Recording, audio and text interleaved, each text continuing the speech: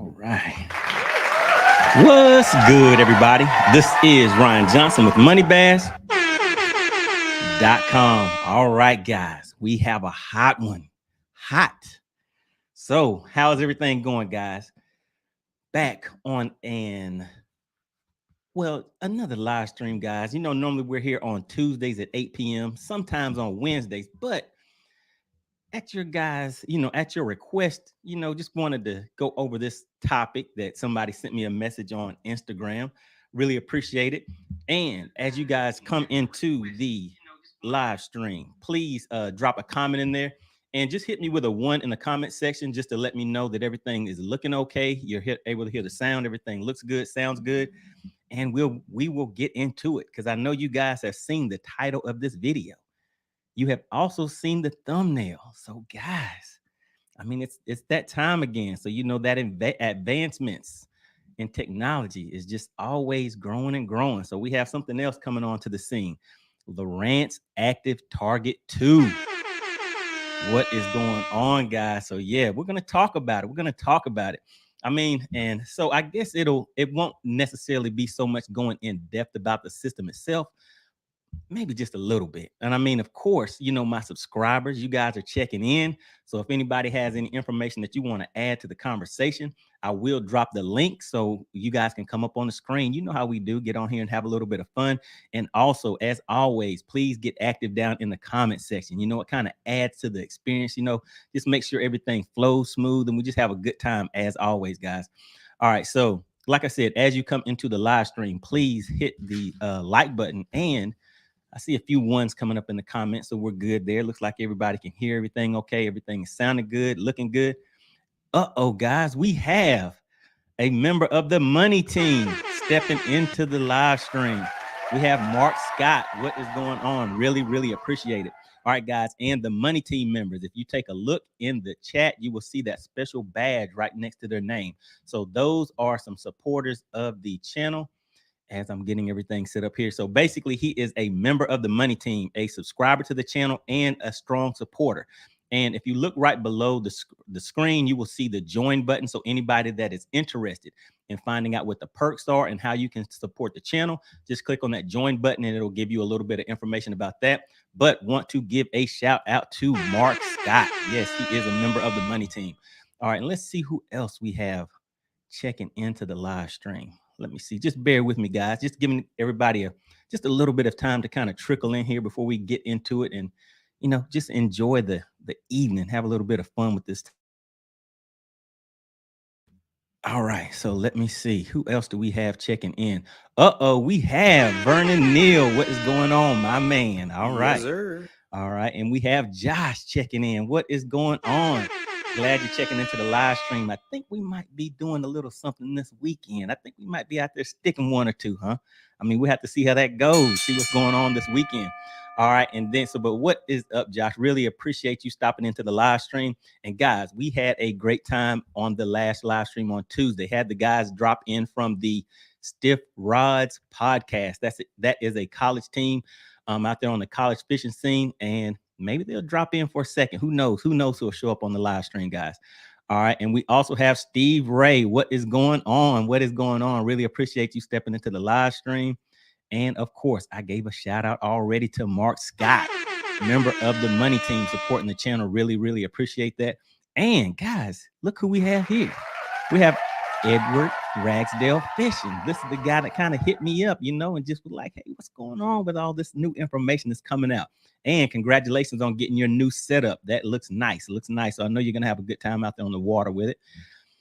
And let's see, who else do we have? Let's see, guys. All right. So we have some guys coming in. You guys are getting active in the comments. So, hey, this is going to be a good one. We'll have some fun with it. And just to give you guys just a real quick breakdown of what we're going to do. As always, I'm giving you guys a few shout outs, seeing who we have returning to the live stream so we can have fun as usual. So we'll go over the topic. Then I guess we'll go ahead and squeeze in a how would you fish it segment where basically I pull up some video footage. And tonight, I guess that footage might as well be with Lowrance Active Target 2. I mean, what do you guys think about that? So I will pull up some footage from Lowrance Active Target 2, pull that up on the screen, let you guys take a look at that. And then just give me some input in the comments. Let me know how you would fish it and what lure you would use. Just basically just the rundown of if you were actively looking at that, how would you fish that scenario? And after that, I'll kind of open it up and then we can just, see what kind of comments we have, see if anybody wants to hop into the discussion. And actually, let me go ahead and drop a link because I have somebody. So this right here is for Chicken Hawk. So I think Chicken Hawk may be coming in this evening, guys. But so I went ahead and dropped that link in there, and that is the same link. I'll drop it again in just a little bit if anybody else wants to come up. But for right now, let's just leave that reserved for Chicken Hawk if he wants to come up. But I will go ahead and play a little bit of a video or something like that first. And actually, let me just see if he is available, guys, because we always have a real good time with that. So, and also he kind of wants some revenge on me because he feels that I was, being a little unfair on the last live stream. So he has a few things that he wants to say. So let me just bear with me real quick. Let me just send out a quick message. 1 second, guys. All right. So now let's see, where were we at, guys? Where were we at? All right. So we were at Edward Ragsdale. Yeah, really, really appreciate you reaching out to me today. Sir. So really appreciate that. And we have Stanley checking in. Stanley Epperly, good afternoon. How are you doing? How are you doing? Really appreciate you coming into the live stream. And just looking to make sure I didn't miss something. Okay, here we go. Look who we have, guys. We have a first-time caller. Well, first-time viewer of the live stream. Really, really appreciate you taking the time to come and check out the live stream. Oh, and also, guys, while we're just waiting to see if Chicken Hawk is going to come up now or maybe it'll be a few minutes, but I do have a link in the description. Tacklewarehouse has a sale going on their gift cards. Right now, you can get gift cards, $100, $50, $500, and it will be 10% off. The link is in the description. So that's another way to support the channel also, guys. So yeah, I mean, if you're looking to get some gear, get some things at a discount on top of a discount, because if you stack that discount on the sales that are coming up, you might be able to save a little bit of money. So just take a look at that link. It is labeled as Tackle Warehouse gift card sale or something like that. But yeah, always look in the description, guys, because anytime I'm able to offer any products or anything like that at a discount, the links will be in the description of the video. And also for the money team, if you are a member of the channel, as I get products from sponsors or just different products that people may want us to try out, you guys will be on that list that may be able to get some of those items whenever I do a raffle or something like that, or how we have to do it to, just kind of keep supporting the people that are supporting the channel. So really appreciate that. All right. And we have a few more people checking in. So just wanted to let you guys know we will be getting into the topic of the evening, which is Lowrance Active Target 2. Of course, we're going to talk about Mega Live. And we're going to talk a little bit about Garmin Livescope too, because pretty much here on the channel, we talk about electronics, we talk about fishing, tournament fishing, reviews on products, just a wide variety of things, but all geared along the fishing industry. So we don't really discriminate as far as Garmin, Lowrance, Humminbird. If you're out there trying to catch your fish, then this is the place for you to come, because there are guys in the comment section and also that subscribe to the channel that have any one of those three systems. Some of the guys are running dual systems where they may have Garmin and Humminbird, Lowrance, Garmin. So if you have any specific questions, always drop that question in the comment section on the live streams. And also, if you miss it, you can still come back on the replay and put those comments in the comment section, because you never know who is watching, guys. We have some people in here that are very familiar with these different pieces of equipment. All right. And we also have Edward Ragsdale saying, I'm over Randy's video concerning the forward facing sonar. Yeah, man. I mean, people have differences of opinions on this topic in general. There are people who have differences of opinion with each individual product. So yeah, it's kind of all around kind of a topic that interests a lot of people, and it should, because this equipment is expensive. And one of the things that I always tell you guys is, if you are spending the money to invest in these products, for me, I want to see you guys have a successful day out on the water, regardless of what product that you're buying. So always feel free to hop into these comments if you're having any issues with your system, or maybe you're just looking to get better. That is what we are all about here. All right. And we also have, let's see, Hudson Logan Fishing coming back to the live stream. Really appreciate you coming back. What is going on? All right. And then we have Josh says, Saturday, it's on. We might get rained on a little bit. Uh-oh. We're going to be out there in the rain. Oh man, okay. So I might need to bring a rain suit. So yeah, I have some, some updates for you guys on the next live stream. I might be out there on the lake this weekend seeing what we can find. All right, and we have Edward Ragsdale back again saying, I'm fishing on Greenwood Saturday for Toys for Tots benefit. Hey, there you go, man. That is how you do it. I mean, it's always good to get out there and fish these tournaments, and also when it's for a good cause. Good deal. All right, and Edward also says, I think it's good, but not upgrading just because it's new. There you go. Yeah, because it can definitely get very expensive. And I see you guys are getting very, very active in these comments. So let me just go ahead and try to squeeze through here real quick, and then we will get into the topic for the evening. And all right, let me go ahead and drop this link. So guys, I'm dropping this link in the chat. And once he comes up, then we'll go ahead and get started. But in the meantime, so just give me another minute or two, and then we'll get into it. But just wanted to make sure I'm checking out who is coming into the live stream. Really appreciate it, guys. So Hudson Logan Fishing says we're going to Hartwell Saturday for a tournament.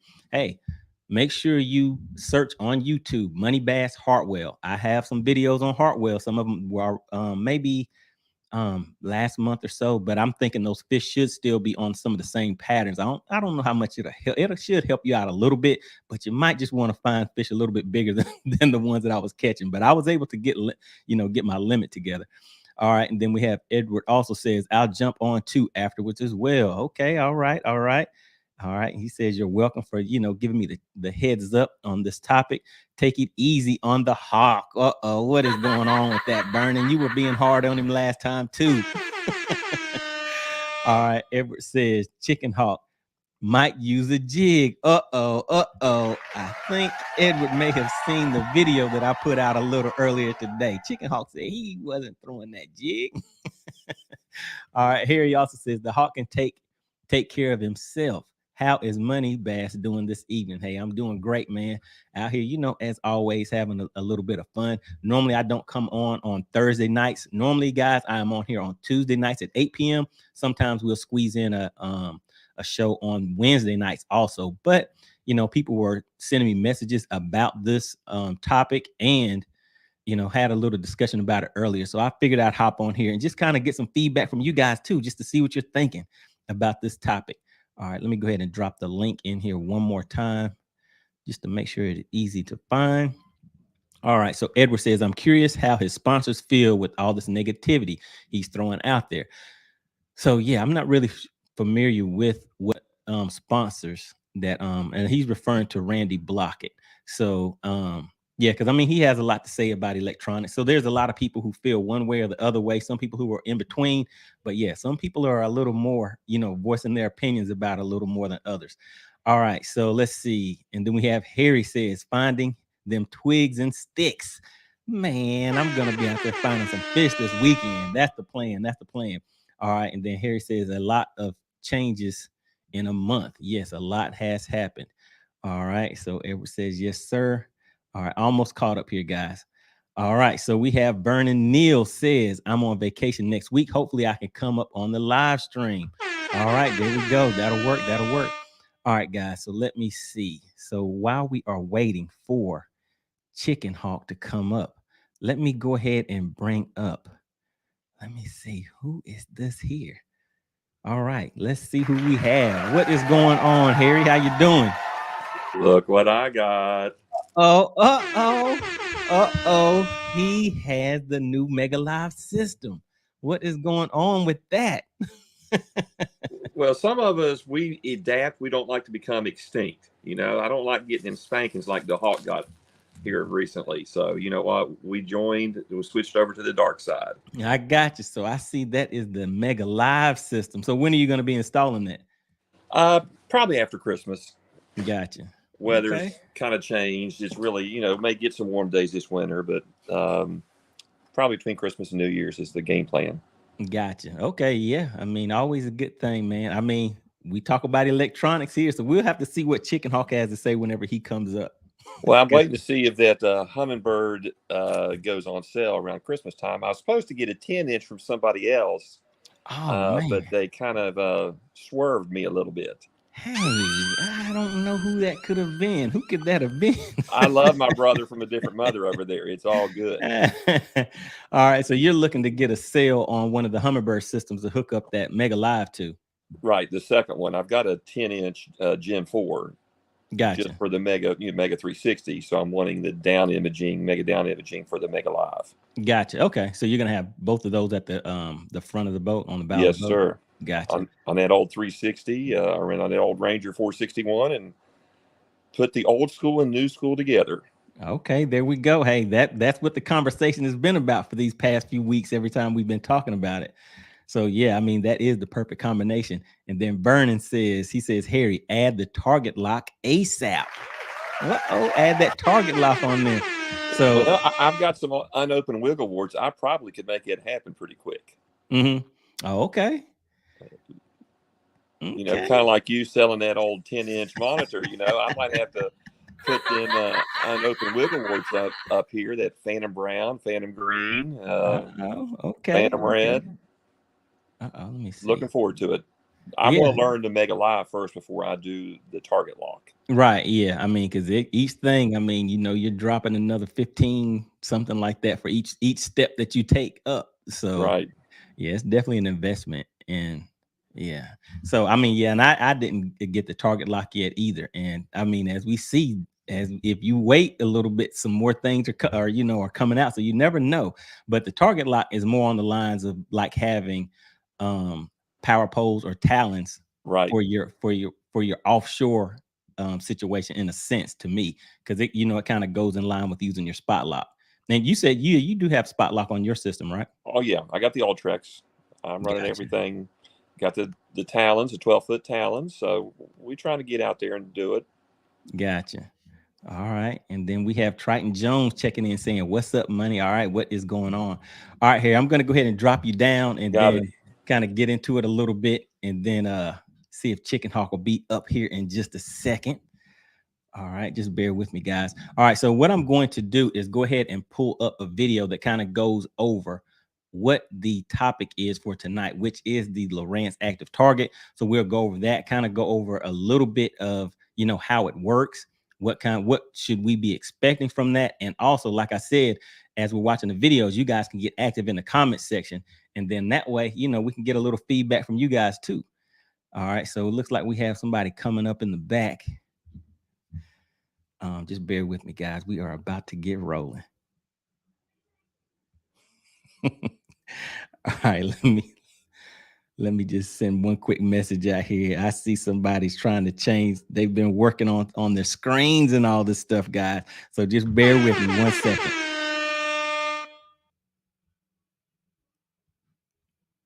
All right, here we go. All right, guys. All right, so without further ado, let's see who we have coming up. All right, guys. So it looks like Chicken Hawk is going to be coming up in just a second, but maybe he is getting something set up. And looks like he wanted you guys to see that he can catch a fish. Is that what that is in the back? Fish. That's you holding a fish. Got a lot more than that, baby. All right, guys. Let me give a few more shout outs, and then I will go ahead and pull up this video, and let's just see what we have to say about this and what you guys have to say. Vernon Neal says being able to spot lock and pan around with target lock is great. Yes, definitely. That is it's very convenient to be able to do that. I mean, because once you add something like spot lock to your system, then you're good to go with that too. All right. So Edward says, get out the jig, Chicken Hawk. What you know about the jig, Chicken Hawk? You shake it. Yeah. I know all about that jig. All right. And everybody know I know how to get jiggy with it, baby. I get jiggy with it. All right. So look, I'm going to pull up the this video. And basically this is just going over the setup for the active target system. Just let me make sure I get this queued up. All right, so let's just take a look at it and see what we are in store for, guys. So this is Lowrance's video regarding the active target 2. Just in case anyone has not heard about it, Lowrance has released their second version of active target. So let's take a look at it, guys. The best anglers see the world differently. And real quick, you can hear that okay, right? Yeah. You can hear that? Okay. All right. So if you can hear it, then everybody should be able to hear it good. So let's go ahead and roll with it, guys.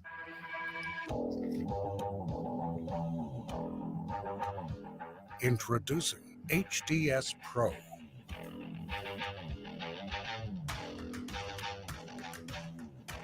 Prepare for a new fishing perspective. Watch fish reacting to your lure live with best-in-class resolution. And get a more complete picture than other sonars, with the option to combine 2 systems for more views on a single display. Oh, wait a minute. What did he just say? Combine 2 views on a single display. You heard him when he said that? That's right. All right. All right. Let's go That's ahead and right. keep listening. Let's keep listening. Get game-changing clarity in the megahertz range with the new Active Imaging HD Sonar, covering 3 different underwater views, bringing fish reveal to side scan for the first time, and unveiling underwater structure with more. Hold on. He said fish reveal to That's side right. scan. That's right. You need that. I don't need that. I mean, I'm waiting for the next model that's coming out. Oh, the next one. So, yeah, you know, the scuba diver. They're going to put a scuba diver on your boat. You throw him in there. He go down there. He be like, hey, the fish is over here. And then you throw over that fish. They'll grab your bait, and then they'll stand down there just wait shaking. a minute. You, Chicken Hawk, you sound a little too hostile. We haven't even finished one. I'm just saying, everybody well. Why not? I tell you, look, it's easier and cheaper. It's easier and cheaper to get you a GoPro. Put it on stick. Come on, sir, Put it please, on stick down there. sir, please calm down, sir. There they go there. There they go there. There they go there. Let's finish making it through the video first. All right, guys. So they said that you can combine 2 transducers on one screen. So you have 2 views on one screen is what he said. And also they have fish ID that shows up on side imaging. So that is something new. I haven't heard of that before. All right, let's see what else. Let's see what else we have. More precision and clarity than ever before.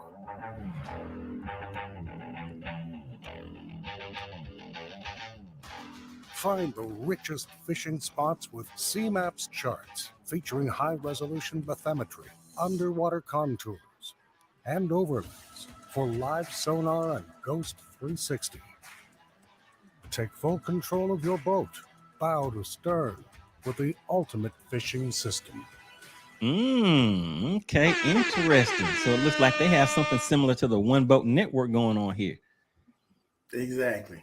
Okay, all right. Let's see what else they have to say. HDS Pro. Because the more you see, the more you catch. The more you see, the more you catch. Is that what he said? Let's just put the camera down there.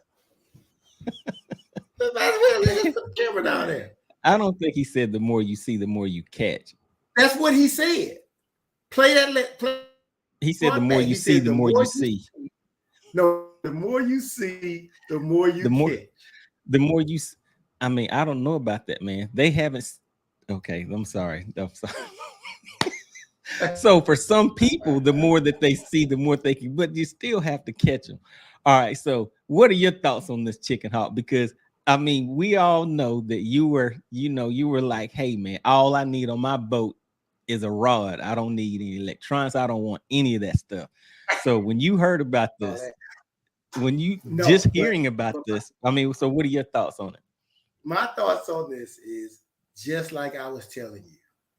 I said it's going to go to the point where there just a camera underneath, and you can see it live in action. You'll be able to see in color, just like you're watching TV. And then your fish finders will become monitors, and it will you just use this monitor. That's where it's going. I told you the other day before we even knew anything about this. What was the very next step? They live 360. But we already knew that. Right, but we already knew that. Then I told you, and then what else did I tell you? I said the purpose of technology is to make it the end user's job easy. And so what would make it easy? Fish reveal. So I don't have to be able to figure out is that a fish or is it not or whatever. It's telling me, okay, that's a fish, and I'm telling you they're all around. You can see them all. I said the next thing is, man, like I said, the next step, cameras, and then the scuba dive. So I'm gonna keep my money and wait for the scuba dive. The scuba, you can go ahead and get your scuba diving, but you remember I told you on one of the previous live. Y'all will be mad then. Y'all will be like, that's not right. That's not. Hey, no. I told you. When they have scuba divers that have Lowrance stamped across their Humminbird stamped across their chest, then it's gonna be okay. And then I'll just get diver. I go to the spot, throw them in the water, say, hey man, let's see some fish. I'm gonna sit back here and eat a sandwich. And when you swim back up, tell me, oh, there's fish over here. Oh, okay. About take this measure tape. Tell me. So hey. Look, we have some. Don't encourage him, Harry. Don't encourage him, Harry. I'm just telling you, man, what else you need? But just like I said, the beauty of it is if I ever did decide and want to go get live, I just gotta wait a little bit longer because it's gonna be dirt cheap. They're gonna be giving it away on bundle deals, just like they do with the first Garmin. Mm-hmm. With Livescope. All right. So you can get the 32. Yeah, how much are you getting the 32 for now? Does anybody know? Can you drop it down in the chat if you know what this, if anybody found any sales? I saw about a month ago it was a 32 with a 10-inch monitor. So say that again. Like I said, when this other technology, because guess what? Instead of you out there catching fish, that's these manufacturers catching you. Remember that. Remember that. You the one biting. All right. And I see Josh has put a link in the chat. Is that for in-depth sonar? Is that what that is, Josh? Just hit me with a yes in there real quick because I think I have that pulled up. So that is one of the things that I was going to pull up where they kind of talk about the specs and stuff like that a little bit and what it costs and everything. So what do you think that this setup costs? Well, actually, first, so from your understanding of what you have to have this setup, you pretty much have to have that screen. Then you have to have an TargetLock 2 system, and you have to buy another TargetLock 2 system. So you actually need two of those plus a screen that supports that technology. Oh, wait, why you say you have to have two? You have to have two TargetLock. You didn't know that? I don't keep up with that, baby. I just catch fish. Yeah. Where am I going to see? I just catch fish. I mean, this your stuff. I just catch All fish. right. So hold on. Let me just do a few more shout outs real quick, and then I will pull up this next thing and we'll take a look at that. And basically what we'll look at next is what is required, and let's see how much it costs. How about we do that? Let's see. Mm-hmm. All right, so let's see. Did I already hit this one? Chicken Hawk would have. Okay, no, I didn't get that far yet. Hold on. I'll get back to that one. All right. So we got that one. Got Edward. We had Edward. All right, this is everybody saying that they could hear everything. All right, Josh says they can now use two active targets at the same time. Right. Two at the same time. And so that's what I'm saying. So that means you have to have two transducers. So you have to have two of those transducers. Okay. And then Harry says combined two doesn't look as good as the Mega 360, in my opinion.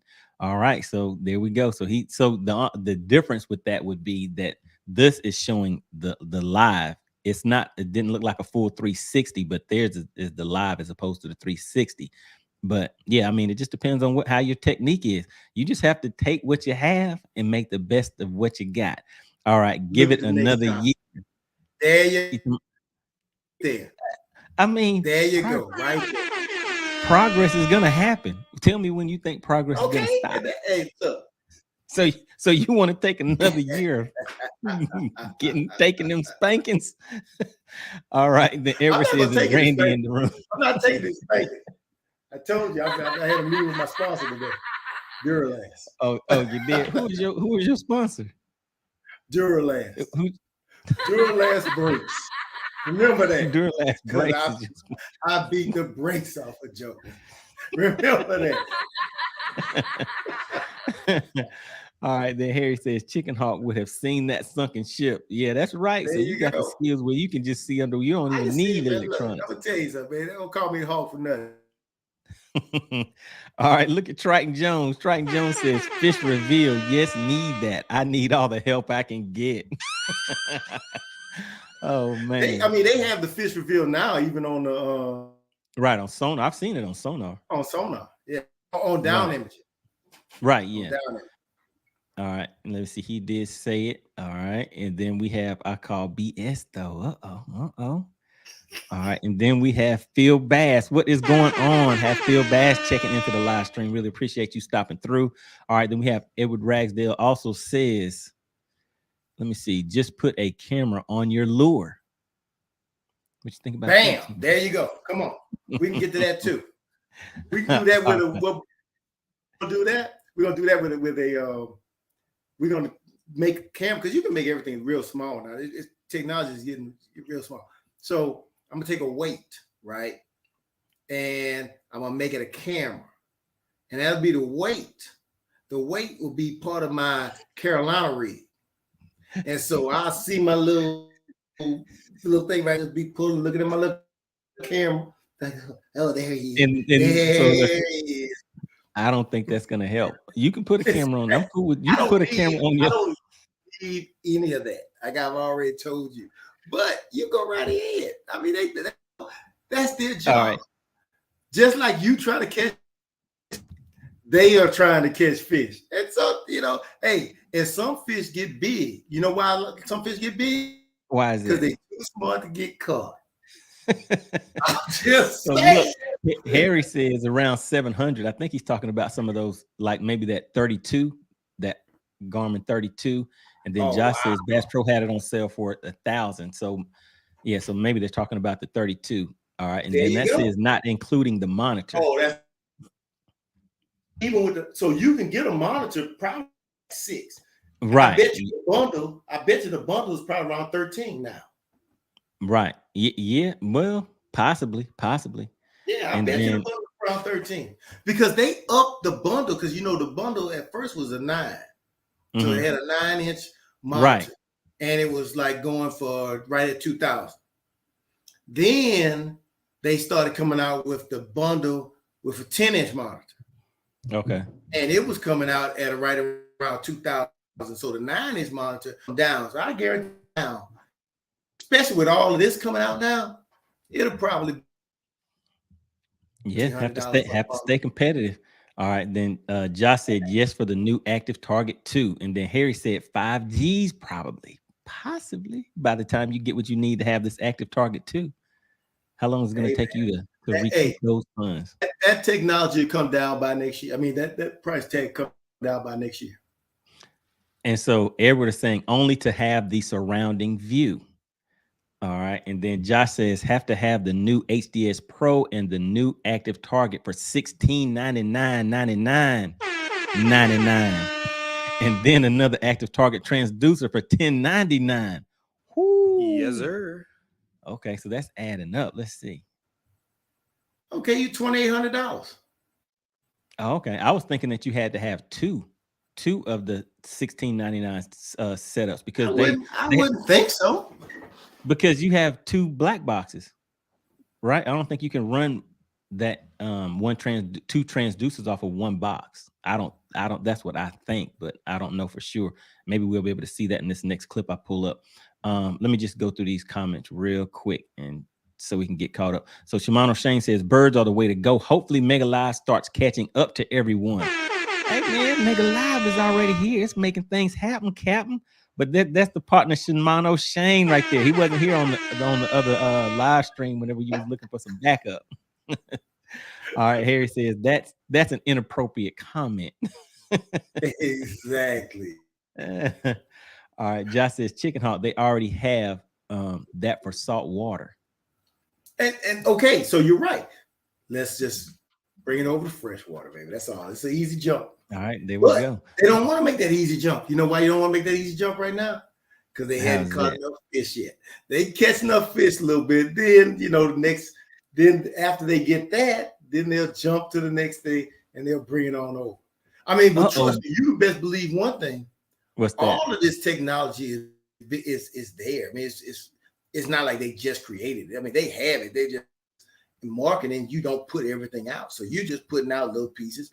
Hey, like I tell you, baby, you catch. Well, look, hey, I gotta give a shout out. Look who we have checking in, guys. We have Maggie, the substitute teacher, checking in. Really, really appreciate you stopping through to support the channel, coming through to show support. All right, and if you guys have not heard, Maggie, the substitute teacher, is actually the biggest supporter of the channel. And if you look down on that little bar that's scrolling down there on that banner, she is actually the sponsor of the majority of these shows. She is currently the sponsor for this show. And basically the way that you become a sponsor, guys, is whoever gives the largest super chat, cash app to the channel during that live stream, that becomes the sponsor of that show. And Maggie is still holding the top spot on that. So really, really appreciate that, Maggie. And also, while I'm at it, guys, I did mention that there is a link in the chat. In the description.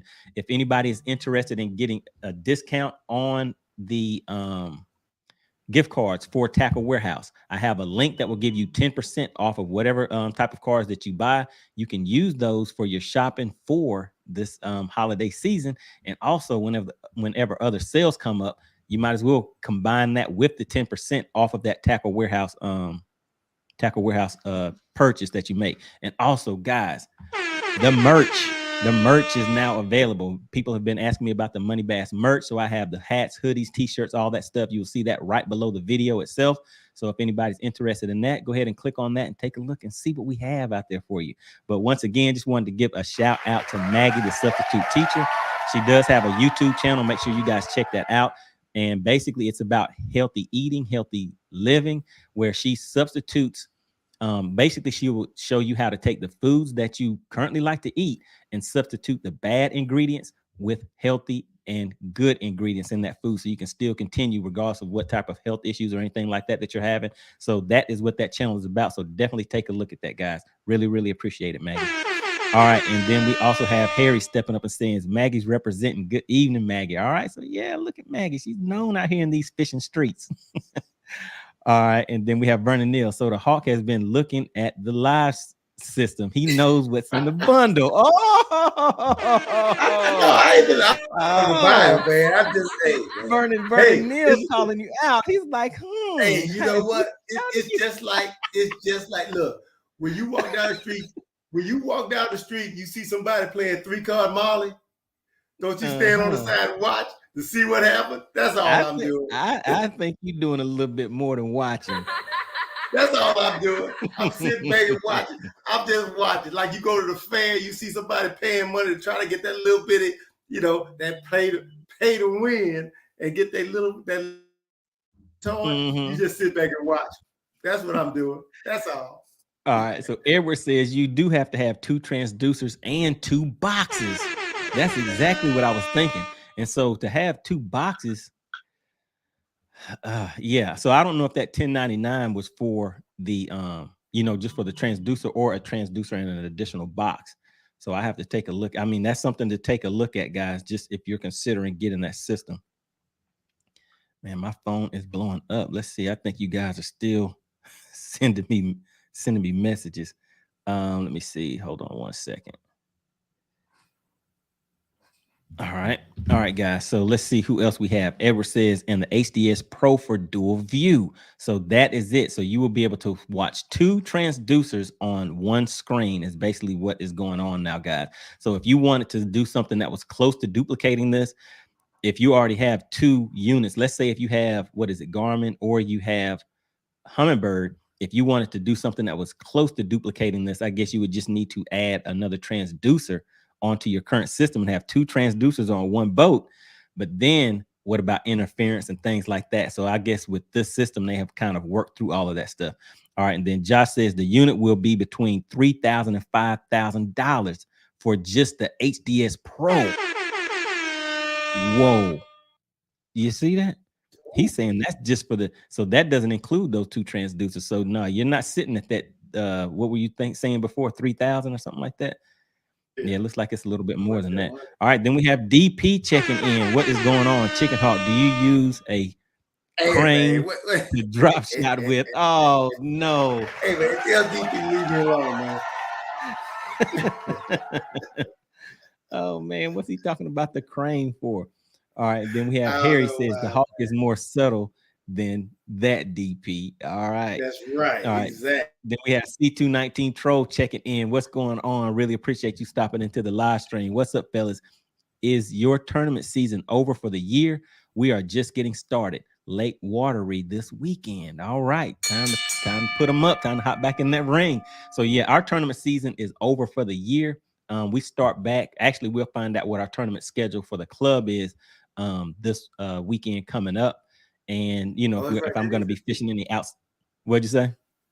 It is this weekend, right? Right. Yeah. So because I might be fishing. If I'm fishing, I know you're gonna probably run. I understand. I don't know about that. I won't tell nobody. I'll keep you secret. I'll keep you secret. Man, look at all these dollar signs popping up on the screen. Josh says HDS Pro starts with a 9-inch, goes up to a 16-inch. Starting price is $21.99 to $49.99. All right. And then Harry says your phone is getting blown up by the Tree Preservation Society wanting you to stop pulling up twigs and sticks. Hey man, I only caught a stick fish. That was just 2 times. And I was about to net one of them, but I mean, we can't. But the way you set the hook, I was just like, ooh. Hey man, if you set the hook hard enough, listen, if you get hung up on a tree and you set the hook hard enough, it can turn into a fish. It might turn into a fish. You just have to set the hook a little bit harder. All right, Vernon Neal says, yep, a bunch of items to buy to get those different live views.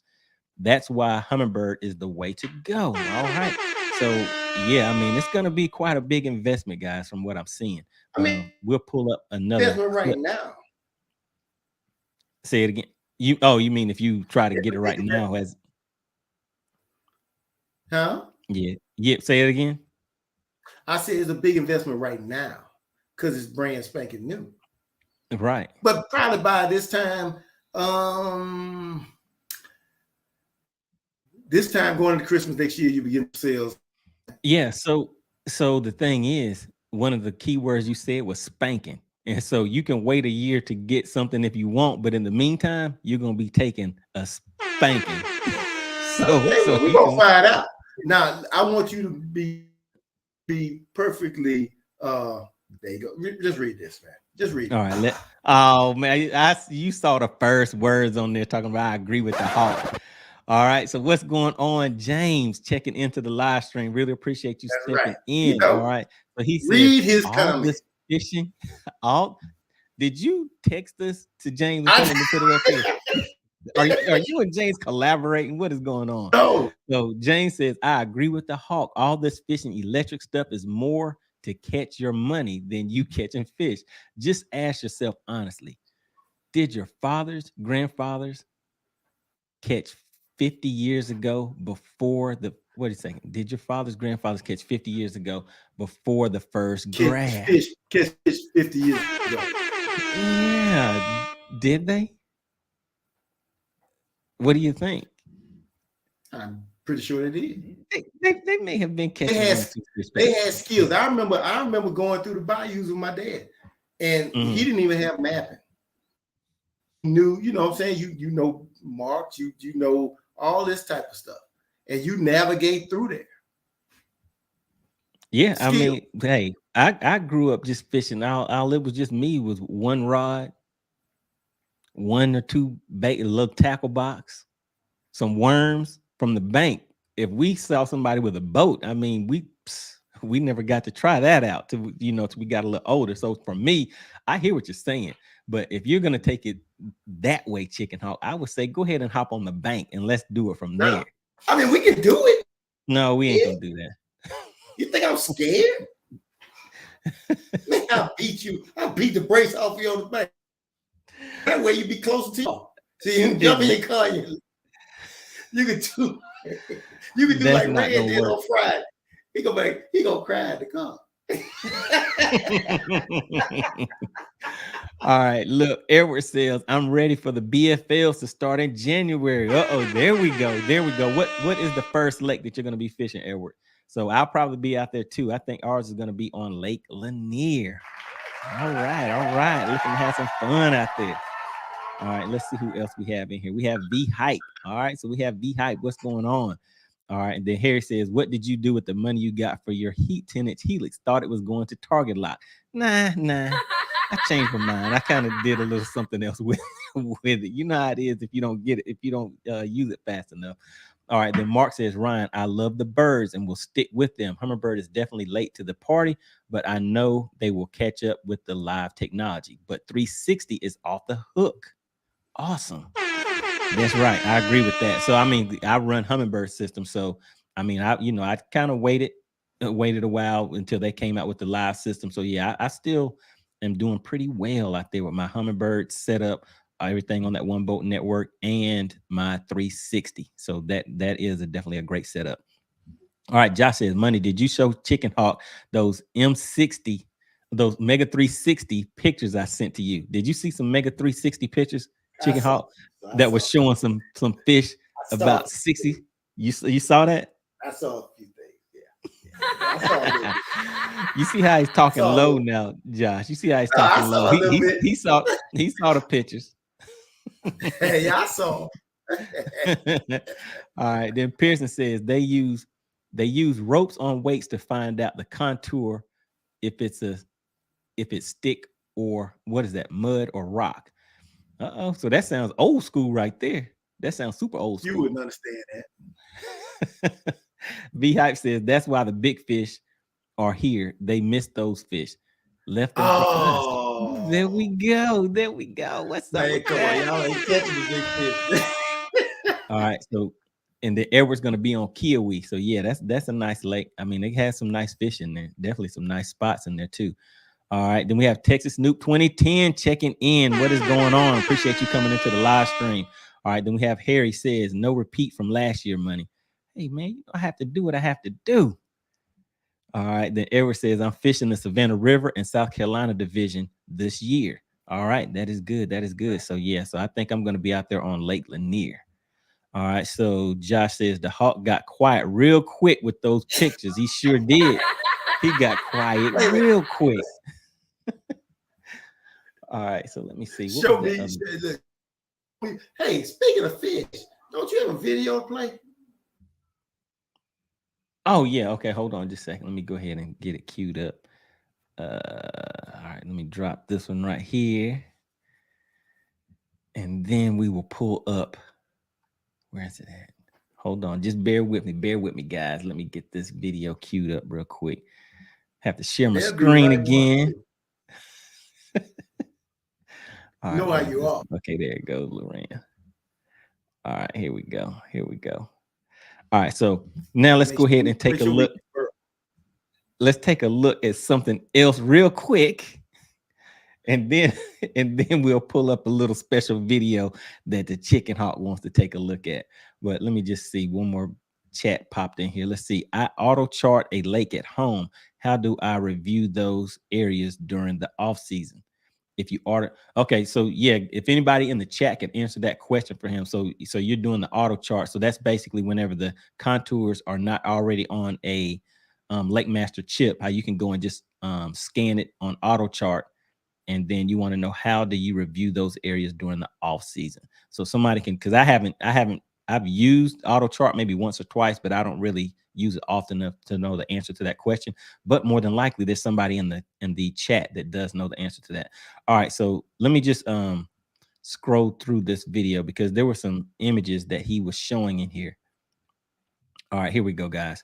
All right, so if you guys can see this right here, this is showing the 3 different options that you will be able to see whenever you have the active target system.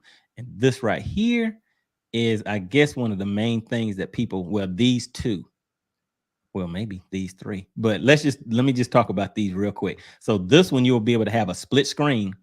And I don't know if Garmin has anything where they are able to show something close to, like, this is their version of the 360 right here for Lowrance, these 2 right here. So this right here, how you can see it doesn't go a full 360. Can you see that?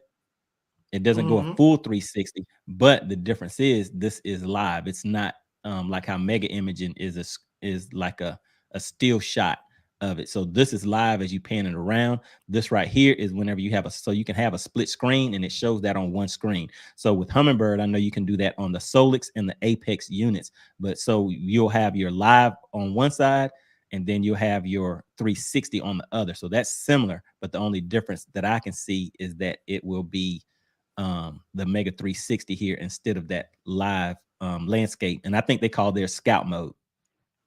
All right. And then the other thing, this is pretty much their equivalent of a live 360. But as you can see, it doesn't have a full 360. This area down here is kind of missing. But as you pan, this is going to move around. And last but not least, now what this allows you to do is see in front of and behind the boat.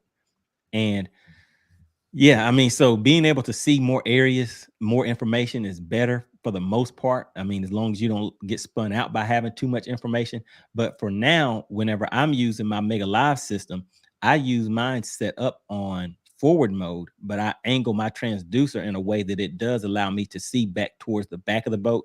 I would say maybe about halfway to maybe at the back of the boat, but it does not go.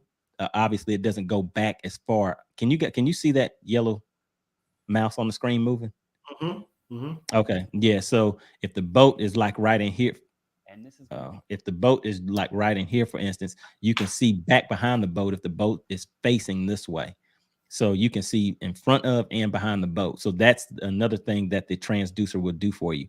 And these blue images down here kind of show you, like, this is showing out front, and it's showing, you can see the circular area. So this is kind of like that that live scout mode and your forward mode. This one right here is your full scout mode, which is the same as landscape or perspective mode if you have Garmin or Humminbird. All right. And then this image right here, this is what allows, and actually you can kind of see the boat right here, and then you can see how it does go back behind the boat. So maybe if you're fishing a team event or something like that, that may come in handy or something like that. But I mean, what do you think about that? See anything in there look interesting to you, Chicken Hawk? I know you're like, man, we just need to throw it all away. We don't even need to be using this stuff. All right, so we got Harry. Harry says the Hawk was bringing the low voice. Money only playing on Lanier, just like the Hawk has been saying. Oh no, I'm just starting at Lanier. That's just getting started. All right, Josh says V Hype. You can download auto chart on PC and look at it from there. All right, there you go. So I knew somebody was going to, you never know who's in the chat, guys. So if you guys have questions or anything about any specific units, go ahead and drop those questions in there, because we have guys in here that are experienced with Humminbird, Garmin, and Lowrance. So if you have questions on them, go ahead and drop those questions in there. All right, Harry also says, everyone hit the like button for MoneyBass. Oh yeah, there we go. Really, really appreciate that. Appreciate that, Harry. Yeah, so if you guys can, please hit the like button. It really does help support the channel, and it helps push the videos out a little bit more and get us out there in that YouTube algorithm. So let's see where we're sitting. Yeah, so we have about 20 people in here live right now, and we have about 11 likes. Can we get the likes up to about 15, 16? All right, and let's see. They'll go up when they see. Oh, they're gonna go. Oh, once they see you. That's when they're gonna go up. All right, the V-Hype says review at home in my computer room. All right, so there you go.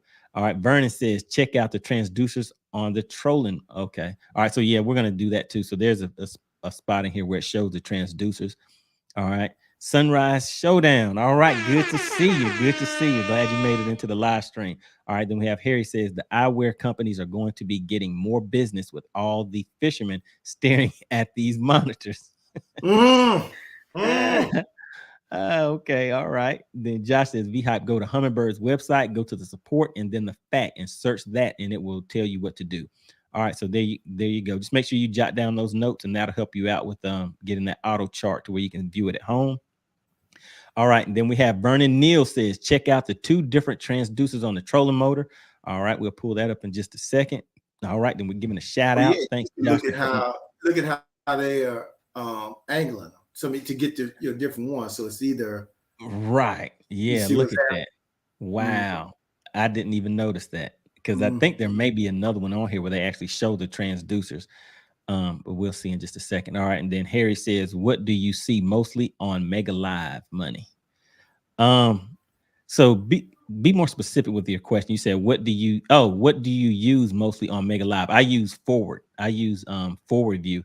I don't use the down view because the way I have mine set up, and on that installation video that I told you about, if you take a look at that, you'll see how I have my transducer set up. So I have mine to where I can use it if I want to drop shot directly below the boat. I have it set up to where I can do that, and I can still track my top water bait with my live system, the way that I have my transducer angle. I can't hope that Harry jumped ship. Oh, did you see he was holding up his transducer earlier? He already has it. He was holding it in his hand. Hey, facts, got another fish. All right, then he says, yeah, have to pay for separate brackets. Yes, so there is additional cost with that. So of course, with anything, as you start upgrading, there's going to be other little small hidden costs and stuff that are involved in that. All right, and let me see. Let me just pull that back up real quick, guys. And I'm scrolling through here because there was another area in this video. All right, so that right there is their down mode. And the thing that they were saying is that the images and everything were a lot smoother than the earlier version. So hey, I guess that's a plus. They're saying it's a smoother. Stop hating. And then this is kind of I guess this one is that the number 2? Let's see.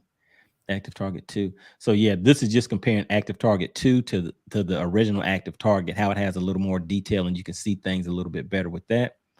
And then he does show you the transducer. So that is how the transducer looks. And basically what they're saying is the transducer is the same as the original one, but this one is marked with a 2 on there so that you can distinguish the 2 different units. All right. And there was a picture on here where I wanted to show you guys that setup of the transducers.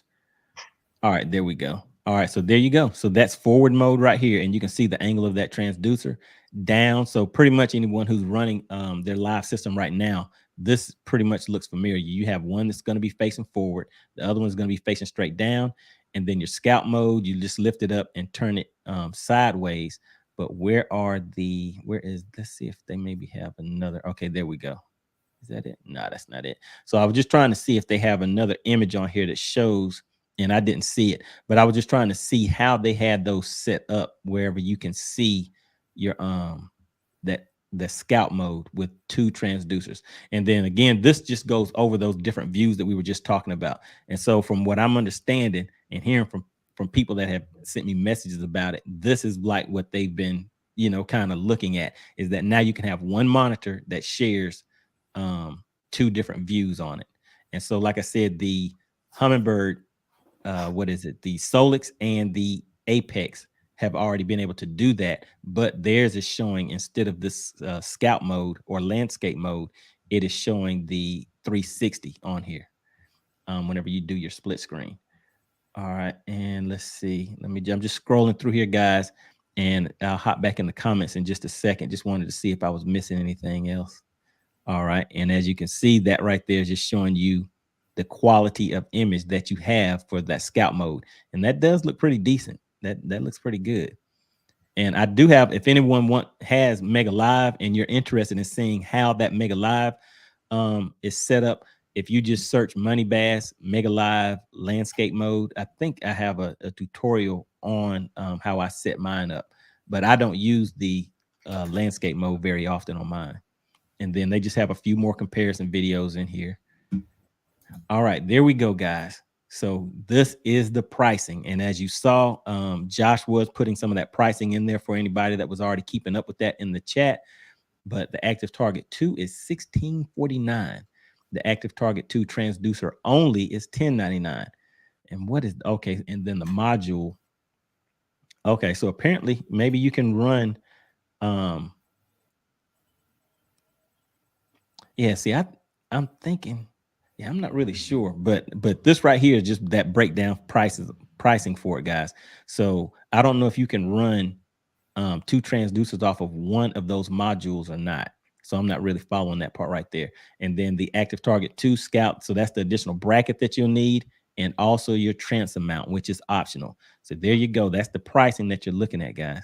But if anybody's interested in it, I wonder if this is already out and available to where you can get it at, you know, if you can take advantage of any of these discounts and stuff that's going on. And see, this is the other part. This is what I saw a little earlier. And see how they have 2 of these modules for installing the dual system. And see, they have 2 boxes here. And what they're doing is they're kind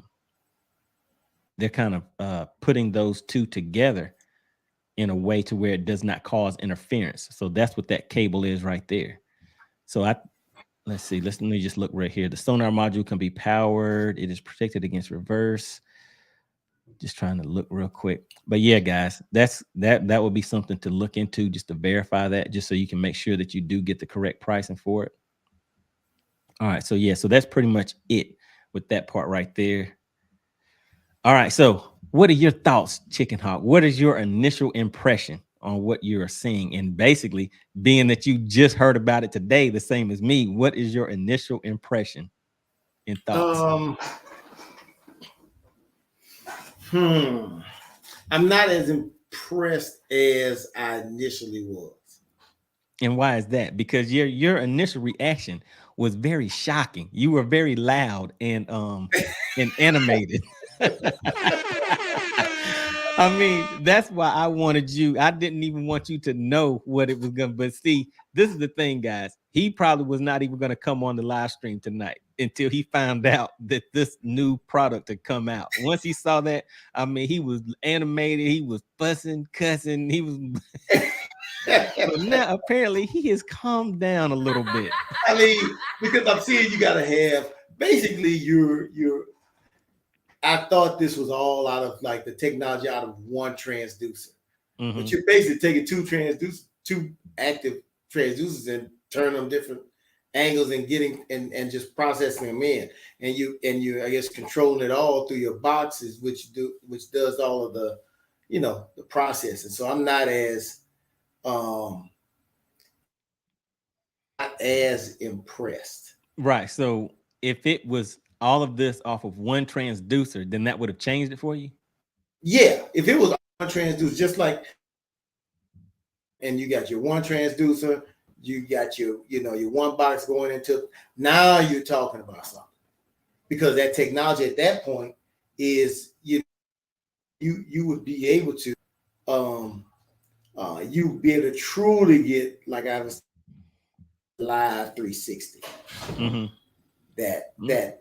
We haven't. I don't think that's live 360. I mean, it's live to a degree, but it's. So I mean, but it's live. But the only part that's missing is just that little, you know, just that small triangle part towards the back of the boat. Is all that's missing. Yeah, I mean, and then the thing is, but you know, but it's so I would want, because you notice they said the fish reveal is on. It didn't say the fish reveal was on that live.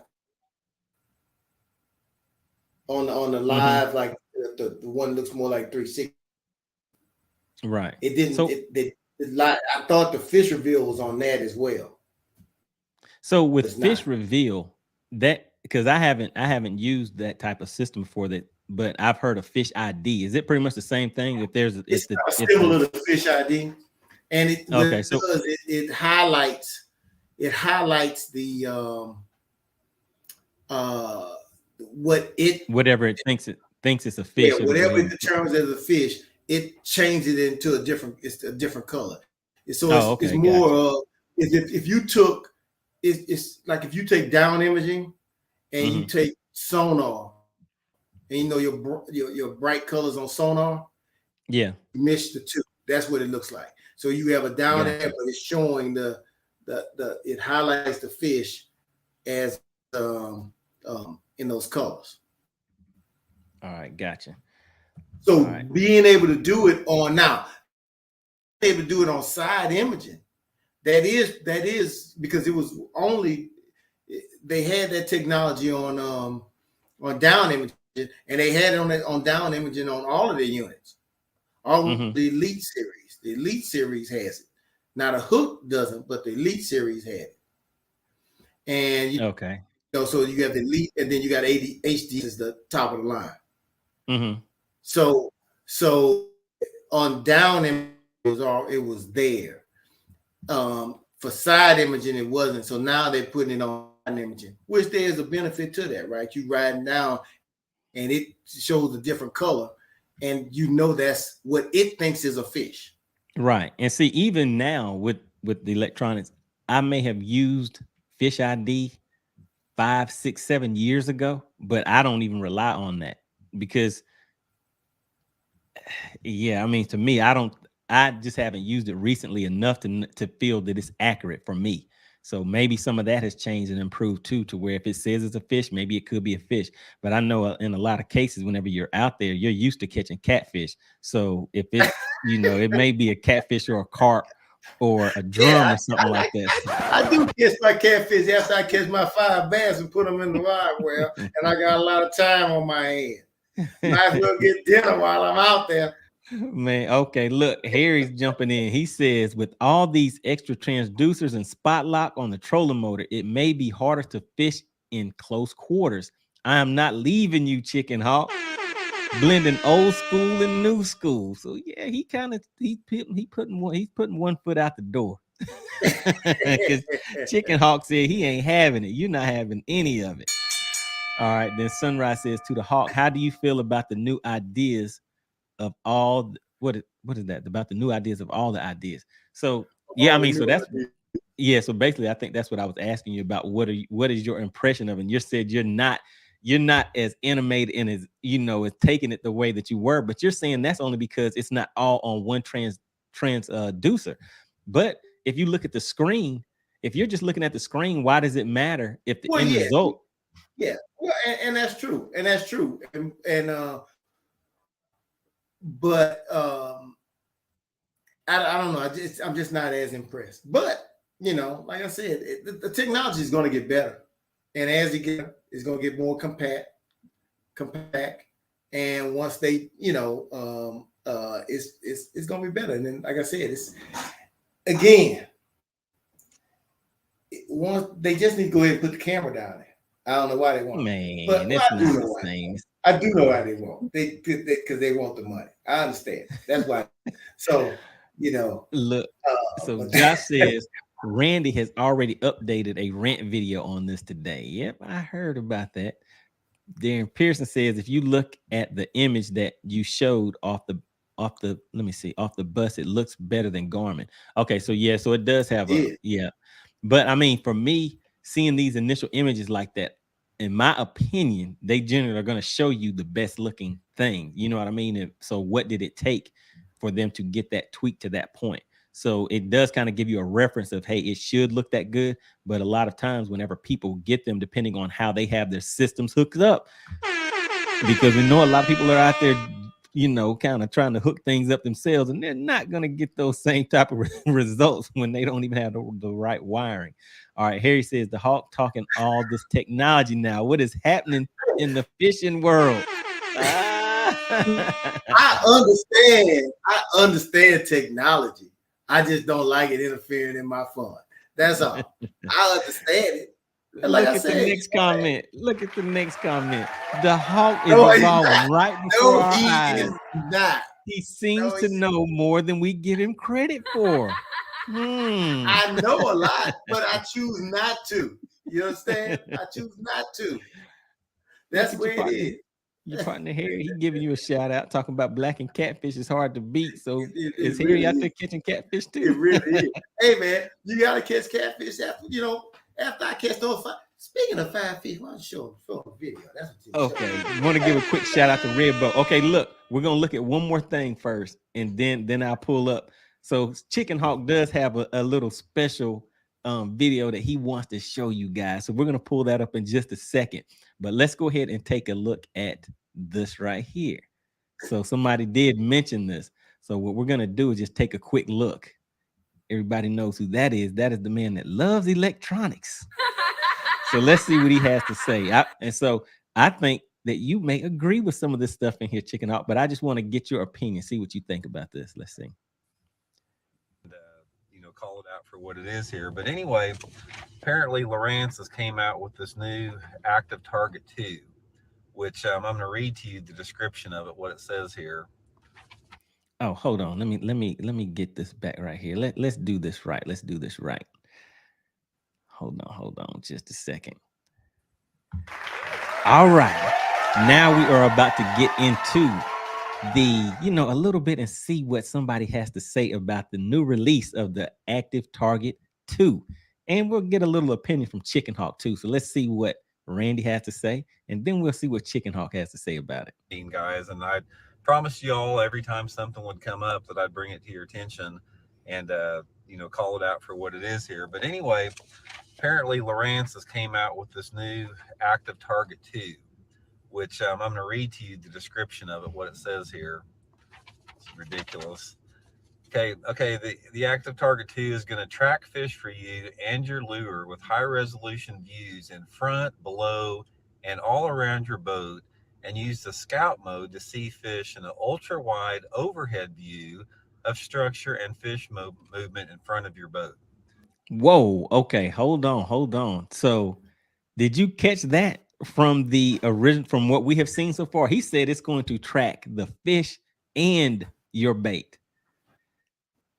I mean, so this is what because right now, I mean, if you're using live imaging, you can already track the fish in your bait. But is he saying that it's not called Fish ID? What was it called again? The technology for Lowrance where it's tracking the fish? No, I mean, not fish reveal. I mean, they just called it there. Yeah, fish reveal. So okay. So listen, so when he's saying tracking your bait, you don't think he's saying that the fish reveal tracks the bait the same way that, do you follow what I'm saying? Yeah. It just sounds, no, I don't. Right. So basically it's just saying that just like any other live imaging, you're able to track your bait, basically. Right. Okay. All right. Let's go ahead and keep listening and see what else he has to say. So the crap continues, guys. Here it is. It's just another of a never-ending evolution in technology. They can't just the forward-facing sonar wasn't good enough. Now they've got to come out with 360-degree live imaging around the boat. And all right, Chicken Hawk. He is actually calmer than what you were. His reaction, he is a lot more calmer and relaxed. He's more calm and relaxed than what you were whenever you were listening and talking about this earlier. I think that's kind of funny. All right, let's see what else he has to say. It's never going to stop, guys. This is something you're going to hear guys talking about next year. Oh, if it wasn't for my 360 live imaging, I wouldn't have won this tournament. It's never going to end, guys. Eventually we're going to have nano chips, embedded in our heads where you can have some type of a virtual reality fishing in front of you, robotic fishing. It's never going to end, guys. There's no reins on this whatsoever. The tournament organizations are falling asleep behind the wheel. They don't give a crap about it because they're getting money from the electronic companies, and they're going to continue to let these electronic companies ruin the sport of fishing for everybody out there. It's turning into a commercial venture. It's not sport anymore. The magic and the mystery is gone from it. They're taking it away. Guys, here's one of the most awesome aspects of fishing. Let's say you guys are fishing with me, like yesterday I did an on the. All right, so let's just pause it for a second. All right, so from what you, I mean, so you're pretty much agreeing with everything, right? Yeah, I really don't disagree with what he said. I mean, that is true. And so one of the things that he is saying, the foundation of it, is that he said that it's no longer a sport. That is what he just said, right? Right. That's what he just said. Is that what you heard him say? So you know what I'm about to do. That's why you're sighing, right? You know that I'm about to look up fishing. Because I want people to understand that when people are saying certain words do have meaning. And so fishing itself, everybody just take a second to look up the definition of fishing. And what I see is happening is people are making up their own definition of fishing, because fishing itself is the activity of catching fish. All of this, regardless of what you're doing, is the activity of catching fish, either for food or for sport. That is the definition of fishing. And this still falls into the definition of fishing. What it does not fall into is each individual's definition of fishing. So in a sense, what people are saying is fish like me. I don't want you to fish how you want. This is what I see fishing as. So I want you to do that. But under the definition of fishing, what everybody is doing is fitting into that. So what do you think about that? I mean, because for somebody who's saying like what I'm saying, it sounds like certain people, they're saying fish like me, not like how you're fishing. I mean, if you can look at it that way, and that can be true. However, I think what he's saying there, he said there's no reins on this. And so the point is, at what point does it not become not truly a sport from, how do I want to say it? I mean, because, like I always give examples of other sports. Like, I mean, if you're looking at basketball, if I had those, like, let's say track, you run a track. Mm-hmm. And if I had those, those little things that the kids have, shoes with the wheels and heels. Hey, go ahead. I just have to go off camera real quick, but I'll still be able to hear you. Okay. So the little heelys, and they fool around and I can put some power in it. And so I get in a race and I use these heelys. Am I really racing anymore? Is it really a race anymore? If the event coordinators don't put any restraints on it, then that it opens it up to that. And now if you have some people out there that's racing on foot versus somebody that has these wheels on their feet, is it truly the same thing? And so that's all he's saying, is that at a certain point, how far can you go?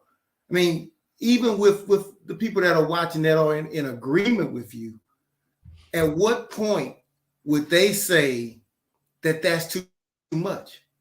I mean, does it take it? I mean, because the technology is going to continue. Just like I told you, when I threw the whole thing, before we even knew any about all of this, I told you, after this, I said, the move is 360 live.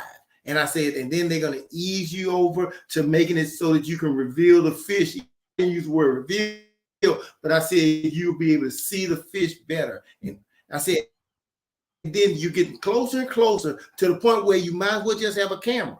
That's what it's going to get to.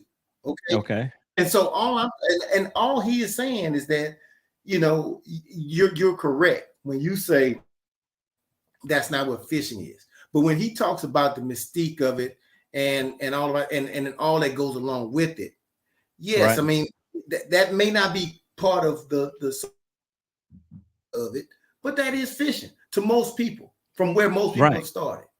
And so so real quick, what you said though, that fits into what I said. So we're agreeing. You said that is fishing to most people, right? Right. How big is the most people? Right. So how big is the tournament industry as in relation to most people? I would say that the tournament industry is small whenever you look at the millions of overall people. that are considering what you're saying is fishing. Would you agree with that? In the big scheme of things, the millions of people that are fishing that may say this is what fishing is. But now you have this segment over here, and we're saying, well, not me specifically, but the fishing industry, the tournament industry is saying, well, this is what this type of tournament fishing is. The kayak fishermen are saying this is what tournament fishing is. This is what catfishing is. This is what crappie fishing is. So each one of them are defining what fishing is to them within their specifications. So I don't think anyone is incorrect. What I see is that if a crappie fisherman comes over to a kayak fisherman and says, fish like me, then they need to be separated. They don't need to come over here. The kayak person doesn't need to go and tell that crappie person, like, hey, get off of that boat and catch crappie like this. They just go off and they do their crappie fishing over here. They do their kayak fishing over here. Somebody else may do striper fishing over here. So if someone goes to any of those industries and say, hey, stop what you're doing and fish how I want you to, that is what it sounds like is happening. Because in a sense, at what point has the tournament fishing industry ever been what people that are saying this is what fishing is, even if it's that large majority that may be talking about their overall type of fishing? But when you start trying to go after tournament fishing, it's like you're telling them to be something that they are not and that they have never been. Because Sonar, all of these things, that technology, from the time that someone has stepped off from the bank onto a boat and started calling that tournament fishing, my guess would be that tournament fishing used to be even without a boat. Would you think that there are people that were standing on the bank and saying, man, what are they doing? They're messing up fishing. That is not what I see fishing as. They're polluting. They're polluting the water, because now they're having gas spills. They're doing all this stuff and all this noise out here. I'm out here trying to enjoy my nice fishing when that boat comes buzzing by. So I think at any increment of it that someone is going to have a problem with any advances in technology. But if you are specifically in a field where it is based on technology and based on money, it's based on money because it's a business first. If it was not treated as a business first, then it would not exist. Correct. And so that's why, you know, I agree with some of the things that Randy says, but I'm not to the extreme of Randy, because I realize it's business. I realize it's a losing argument, you know, and the point, but that doesn't change the fact that it's just like with anything else. Like I told you, in football, you know, I'm a big football fan, and people on here that may watch football, they would agree with this. Football in the 70s was different from football in the 80s, was different from football in the 90s, and different from football now. How many times you watching the game and people are saying, like what happened with my Saints the other day? At this point, I don't even know what a catch is anymore. I just don't know. So the point is that it has changed, but then you're comparing players from this era. Right. I remember you mentioned that you're comparing somebody from this era to era in the past where they were not under the same guidelines and stuff. Exactly. So the bottom line is, and what it took from a person had more, you're taking the skill away from the individual and replacing it with the machine. Now, it takes skill to you. I mean, I guess you could say it takes skill. I mean, it takes skill. You know, hey, I'm a computer scientist, so obviously it takes skill to do computers, right? But the thing is that you're taking away the physical aspect of skill to more of the mental aspect of skill, and that's what you're doing. And so now if I can look at something, I can play like these kids now, when they play in their games, these gaming kids, I mean, yeah, they're going to tear you up. They'll go out there and they'll see, oh, it's just like a game. That's all they know.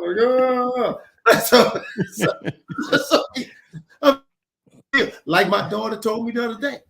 I mentioned to you, my daughter told me the other day, when I explained to her why is that? And she said, oh, that. I was like, we have that in the games we play online. It's called pay to win. And I said, what's that mean? She was like, if you want to win in some of these games, you have to pay to purchase other pieces of that game, compete. And I said, that is it.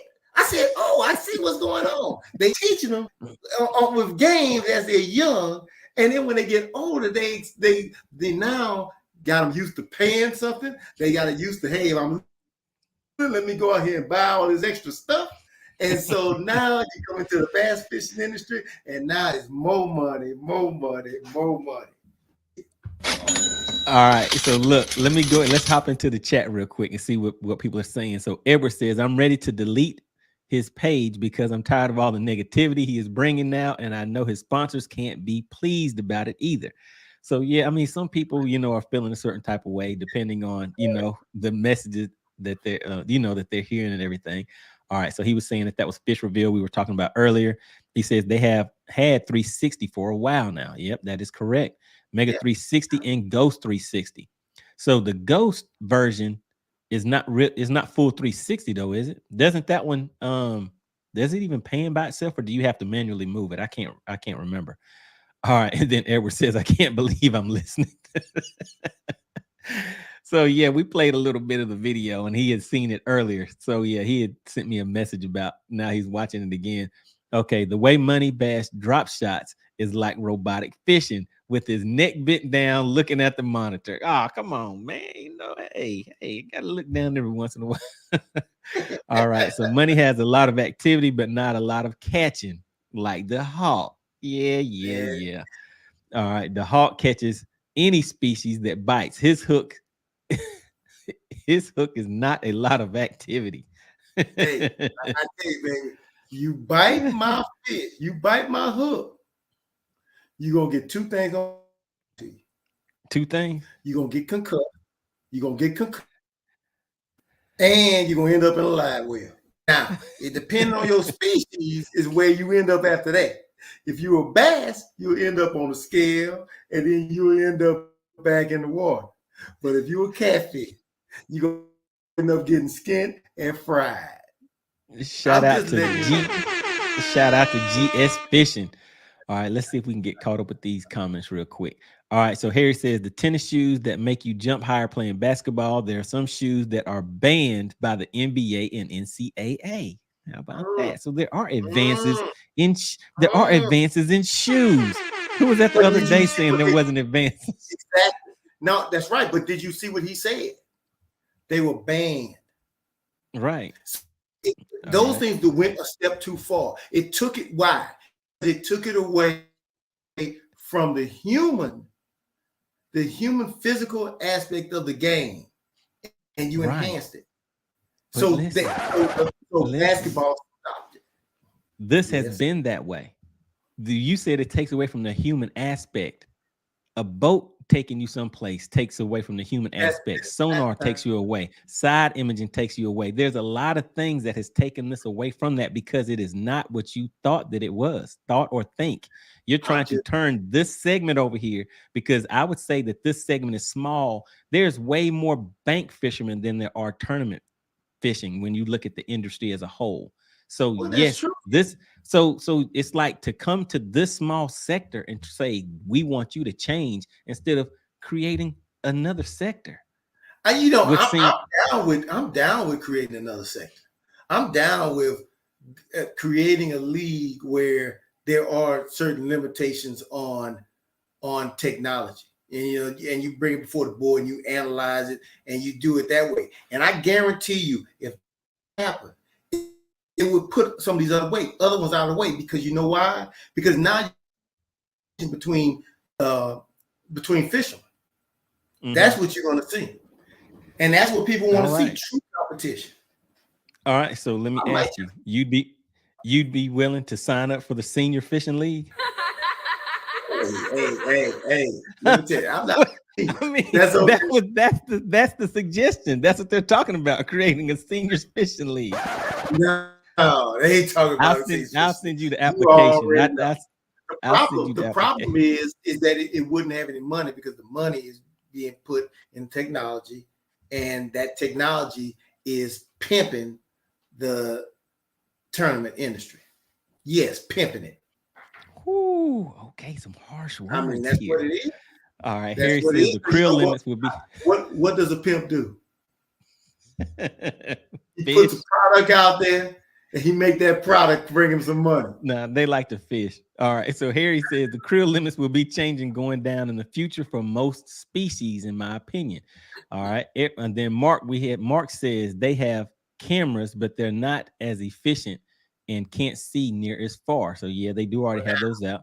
Josh says there's technology out in salt water right now that is like 360 and can see up to 500 feet around the 5,000 feet around the boat.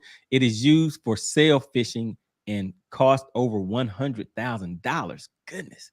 All right. Then Vernon says, just for your information, Lowrance Ghost 360 is not even close to Mega 360. You can't even use Ghost 360 and trolling motor at the same time. Yeah, I knew there were some type of limitations like that surrounding that.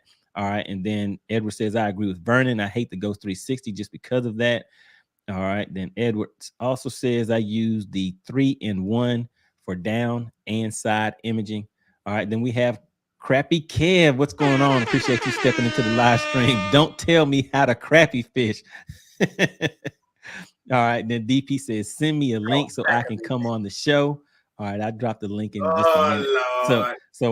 So we'll drop your video in just a second. Then I'll drop the link again. All right. Then Mark says, I tournament fish out of a kayak. I have Mega Live. I haven't caught one bass off of it just because I've not needed it. It has helped me locate fish. All right. Right. Different strokes for different folks. So hey, everybody, has their own way of using things. Harry says, DP going to stir it up now. We have the Bassident. We have the Bassident in the house, guys. All right. I can remember when the color sector came into the fishing scene back in the days. Some people complained about that, said it would remove all of the guesswork from fishing. They are obsolete today. But that doesn't mean they weren't right. All right. All right. Harry says, giving the Hawk a layup on that one. You're welcome, Chicken Hawk. I appreciate it. All right. And Harry also says the club tournaments and local derbies and those people trying to get to the top are the main people influenced by the top level tournament fishing, bass and major league fishing. All right. Yeah. All right. Redboat says, Hawk, that's called marketing to the younger generation to get them to pull them in so they can use it to get to buy products. I do believe that. So yeah, I mean, yeah, it's marketing. It's marketing. Yeah, okay, you call it marketing. We call it pimping. Oh man, not the kids. Not the kids. You can't say that. We call it pimping. You can't say that. You can't use that word when you're talking about the kids. Oh, this is all right, then Harry says, I got your back, Chicken Hawk. If they tag team you. So okay. And that's what they gotta do. They gotta come at me like that. Harry. They can't handle the truth. They can't handle it. All right. So the bottom line that you are now agreeing to as far as this subject goes is that you have found that your arguments are obsolete. Is that what you said? I won't say my arguments are not obsolete. My arguments are not obsolete. All I am saying is that I mean, obviously I think it's a losing battle. Mm-hmm. And I'm okay with that. But do you think it's a losing battle because you're trying to change something that has never been what you believed it to be into something that you want it to be? Do you understand what I'm saying? Yeah, I hear that, but I guess but you take even all of that out of it. I mean, it's like, what do I want? Do I want to find somebody? Again, do I watch football or do I watch people playing Madden? You see what I'm saying? There's Madden leagues right now. Right.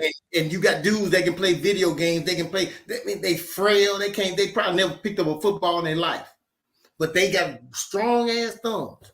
So the bottom line is that, but so you got the two. You got football, you got the man league. And so that's what I'm saying. You got fishing or you got electronic fishing. So it's that's fine. But that's not it though, because you have kind of is it fishing. This over here is fishing. What you want to do is separate a piece of it out. Do you understand that? That no, I disagree. What this is fishing. This is fishing. All of these things are fishing. All of them. The whole bubble is fishing. Okay. Right? You agree with that, right? I mean, there's a fishing aspect to it. You saw what fishing is. So what aspect is not fishing then? I mean, okay, what I'm saying, there's a fishing aspect to it. So when you're just fishing, fishing is throwing a line out, catching fish. Fishing is the activity of catching fish either for food or for sport. Okay. So what aspect? The catching of fish, right? The activity of catching fish. Okay. The whole activity. Activity of catching the fish. Activity of catching fish. Activity. So that's the aspect of it.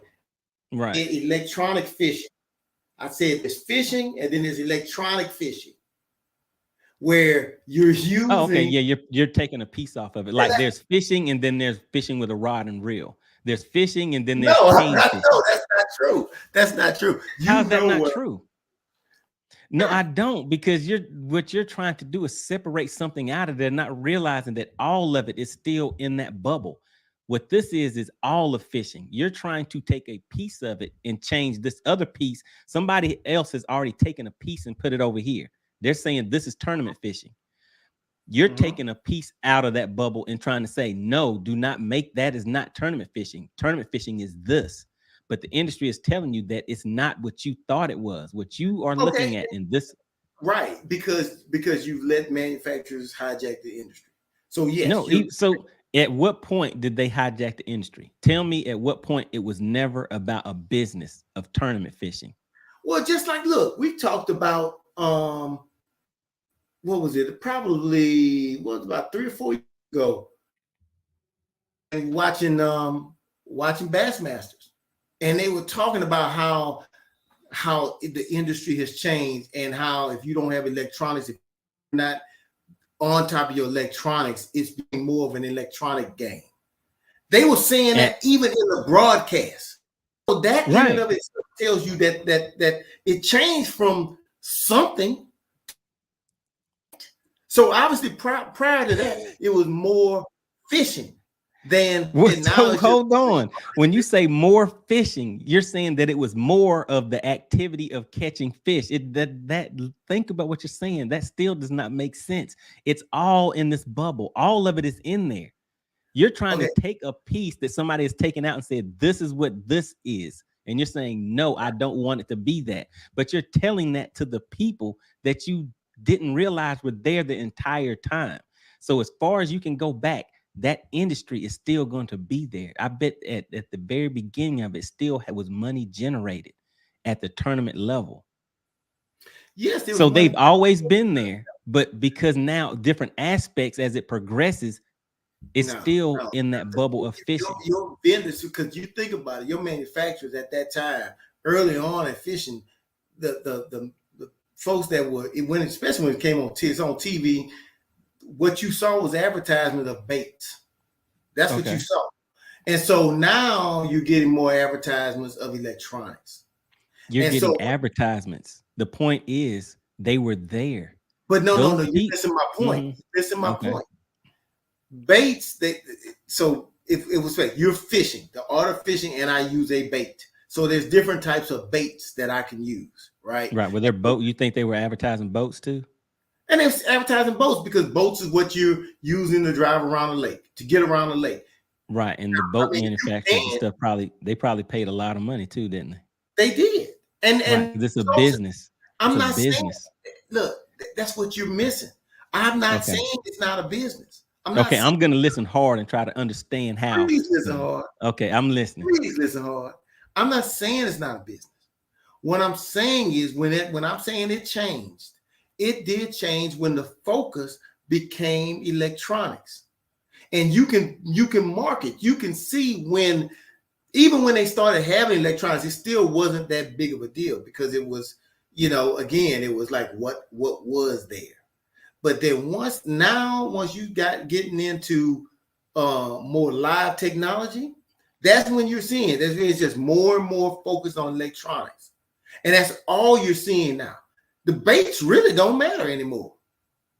It's just they don't. Wait a minute.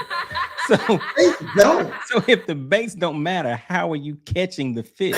Because if I get a school of fish, whatever, if I get in front of a school of fish. Let me just put it this way. If the baits don't matter anymore, which one of those can you remove and still catch fish? Can you remove the baits or can you remove the electronics?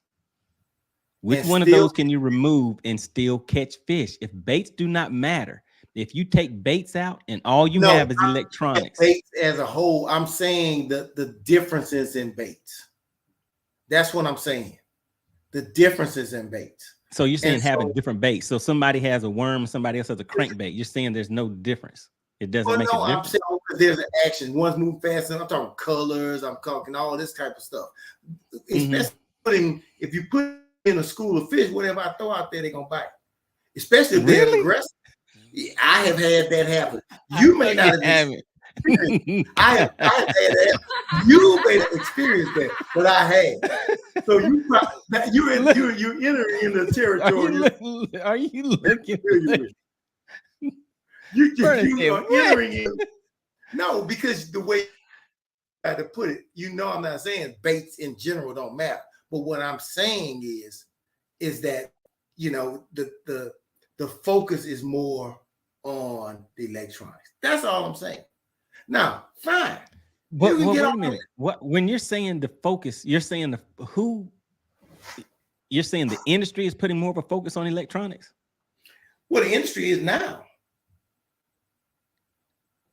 They're putting more of a focus on electronics as opposed to industry, I will say because in the industry right now, I mean, those are the highest manufacturers, right?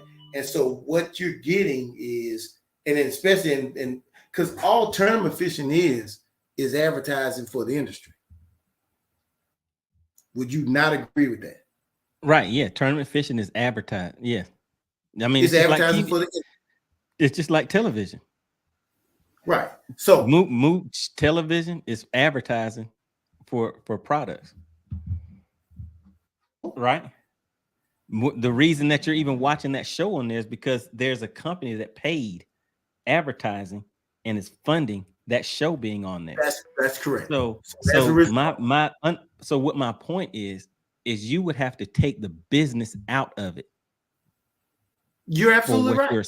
So what you're saying, and what I'm saying is that business, whether they were selling you flip-flops, lures, boat motors, engine oil, any of that, that person has been behind the scenes. You don't see that person. You see the products. That person is caring about that financial coming in there, and they're changing up those products. But that same person is still back there with that same motivation because it's a business first. I totally agree. Okay. I totally agree. That's exactly what I'm saying. That's why I say with the things that Randy says, a lot of it, if you just listen, and listen to what he's saying, a lot of it is true. However, you said a lot of it's true. A lot of it's true. However, right. Yeah, I agree with that. It's not going to change anything because ultimately this is a business. Right. So yeah, so ultimately it's a business. So ultimately it's a business. Ultimately it's a money thing. So that, I mean, there goes. I mean, look at you, MoneyBass. You don't catch any bass, but you still call yourself MoneyBass. So I mean, I guess it's a business. All right, that's a good one. That's a good one. But let me go ahead and let the people know real quick. Where the name came from, the only reason that I got this name is because of winning the Mega Bass in the club. How about that? So that's where the name MoneyBass came from. It didn't matter. It still would have happened. It still would have happened. But that's what the name was because I went out. My anticipation was I was just going out there to win a trophy, but I walked away with a nice check instead. And so they said money fish. And then I just kind of changed it to MoneyBass instead because I wanted to, you know, kind of be And is that specific the on what last we're time talking you about. caught a MoneyBass? Nope, of course not. So listen, so this is the thing.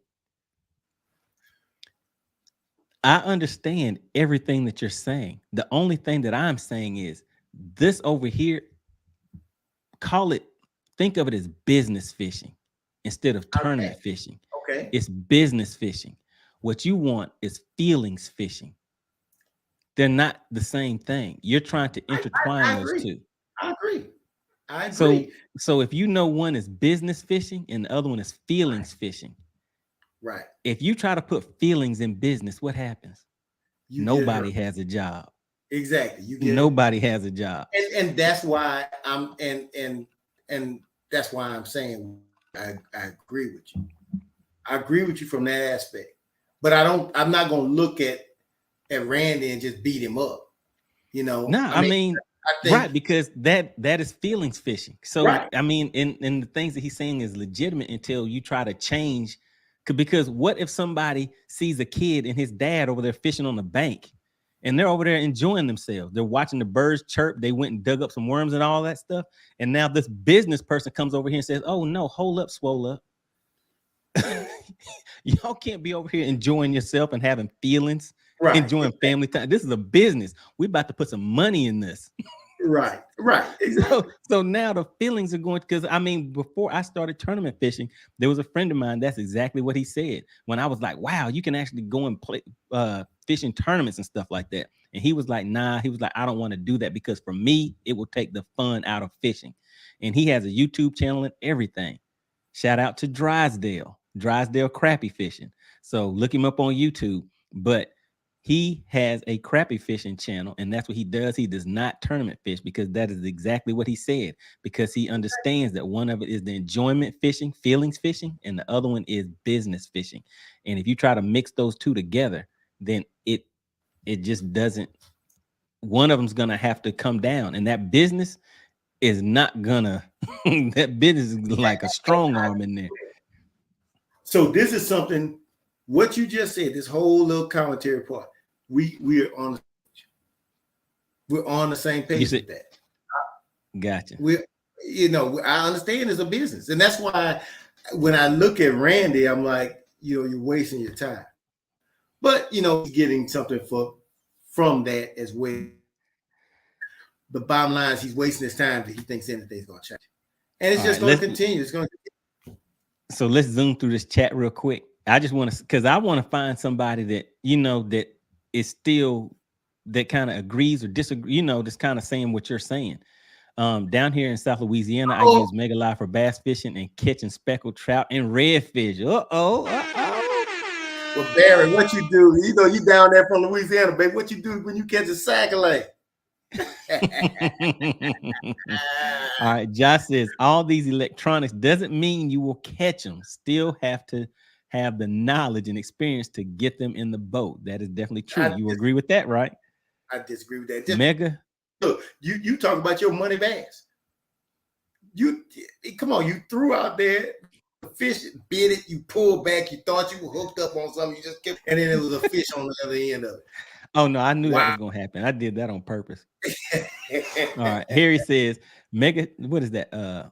Is going to be the next Mega Shocking is going to be next to send out Shock Live, the DNR, to really see what they have there, then retrieve them and send them back. Every one of the top trails went from every fish counts to 5 fish limits. Why did they do that? Marketing and viewerships, in my opinion. All right, then we have, let's see. Mark says John Cox enters the chat. All right, the baits don't matter. Oh my, I remember that one right there. All right, what about the Alabama rig being banned in some situations? All right, you said what you said, then realized what you said and thought, and can't believe you said that. Yes, that is true. That is true, because you have done that several times. Let me read. He said that he said, let me put the right name in here. Chicken Hawk said what he said, then realized what he said and thought, I can't believe I just said that. That's a good one, Bird. All right, let's see. And then let me see. My opinion. What's going on, man? Good to see you in the chat. He says industry He's is right. putting focus on what's making the most money. Right, business. That's right. Because That's what they're into. we're talking The about business. business. That's right. Let me pull this up real quick. So if anybody in the chat is a mod, so I see some chats coming in here that are from a bot. And basically all you have to do is there's 3 red dots on there. Just click on that and then click block user, and it will get rid of those whenever you see those inappropriate messages for the live stream coming into the chat. But you fighting that technology? Yeah, man. I'm over here fighting some technology. These bots hopping off in here. Let me see if I can get this stuff done real quick. I don't think it'll mess up everything. Everybody in here is adults anyway, so put it on block user. All right, let me get caught up in here real quick. All right, so Harry says big time trails wouldn't survive without the money from the company's marketing to the average inspiring anglers. That's right. All right, how are you doing, DP? All right, so I know DP wants to get up in here too. All right, we got Cajun Rod Fishing checking back in. I thought they called you Money Fish because you took all of Hawk's money on the bets. Yes, that is true. Because like I said, that is how I got the name, because I won that mega bass They pot. would call him spare change bass. That's what they call it, spare change bass. Oh man, that's pretty funny. Pretty funny. All right, I feel what the Hawk is cooking. All right, so you got somebody. All right, and then Make It Happen says fishing electronics are going to be just like cell phones. You have to get a new setup every year if you want to keep up. That is true, and it is already like that. It's been like that. You can buy something you can buy something at the beginning of the next year. By the end of the year, it's something else is going to come out, and it's been like that. That's one of the things that we've been complaining about. Damn, all right, so I need to start a leasing business. Nah, man, that's not gonna work. All right, so look. All right, guys. So what we're going to do is we are going to pull up Chicken Hawk. He has something that he wants to present to you guys. Let me go ahead and clear this out real quick. So he has something that he wants to present to you guys. So I'll go ahead and let him do that real quick, and then I will drop the link for anybody that wants to come up here and kind of see what they have to say. So without further ado, let's go ahead and bring up his link right here. So all right. Because of all the disrespect on my name, I had to show money. I had to show money something to remind him of when he took a beating. I think that was on Sinclair. I beat you down. So yeah, just you can hear him in the background. Now you're not gonna see him because soon after this he ran and jumped in his truck and took off. And I'm pretty sure he cried in the truck. But you go ahead and play it. All right, play it for the good people. Let's see what Chicken Hawk has to say. Some people call me Cajun Sam. Some people like to call me Chicken Hawk. 727. How many fish? 5 fish. Can't hold the other 2. All right. Look at it. Holla at me when you weigh them little minnows you caught. There you go. There you go. Look, that's when he take off running to the truck. All right, guys.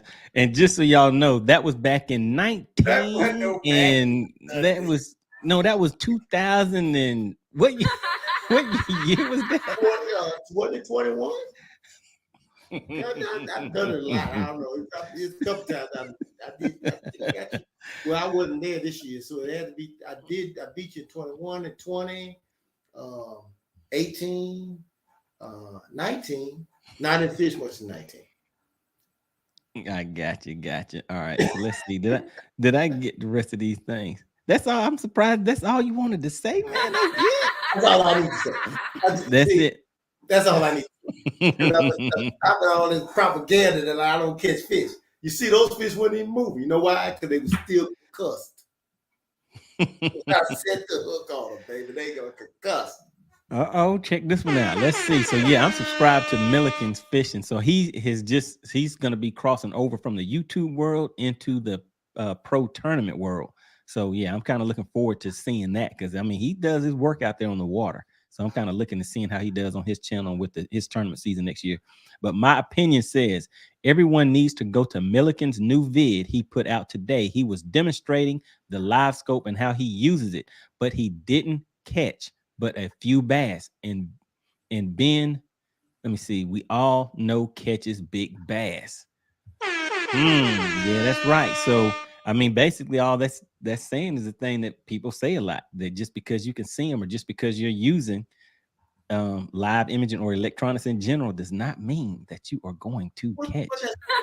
You're going to catch, but I guarantee you this: I mean, people say that, but look, the reality of it is, you will catch more than the person without live on that particular lake. So if you're not catching many, let's say the fish are not biting.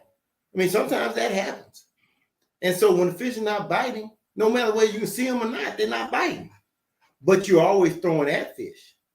And you can keep it with live, you can keep it right in their face. So man, so listen, this is what I'll say, man.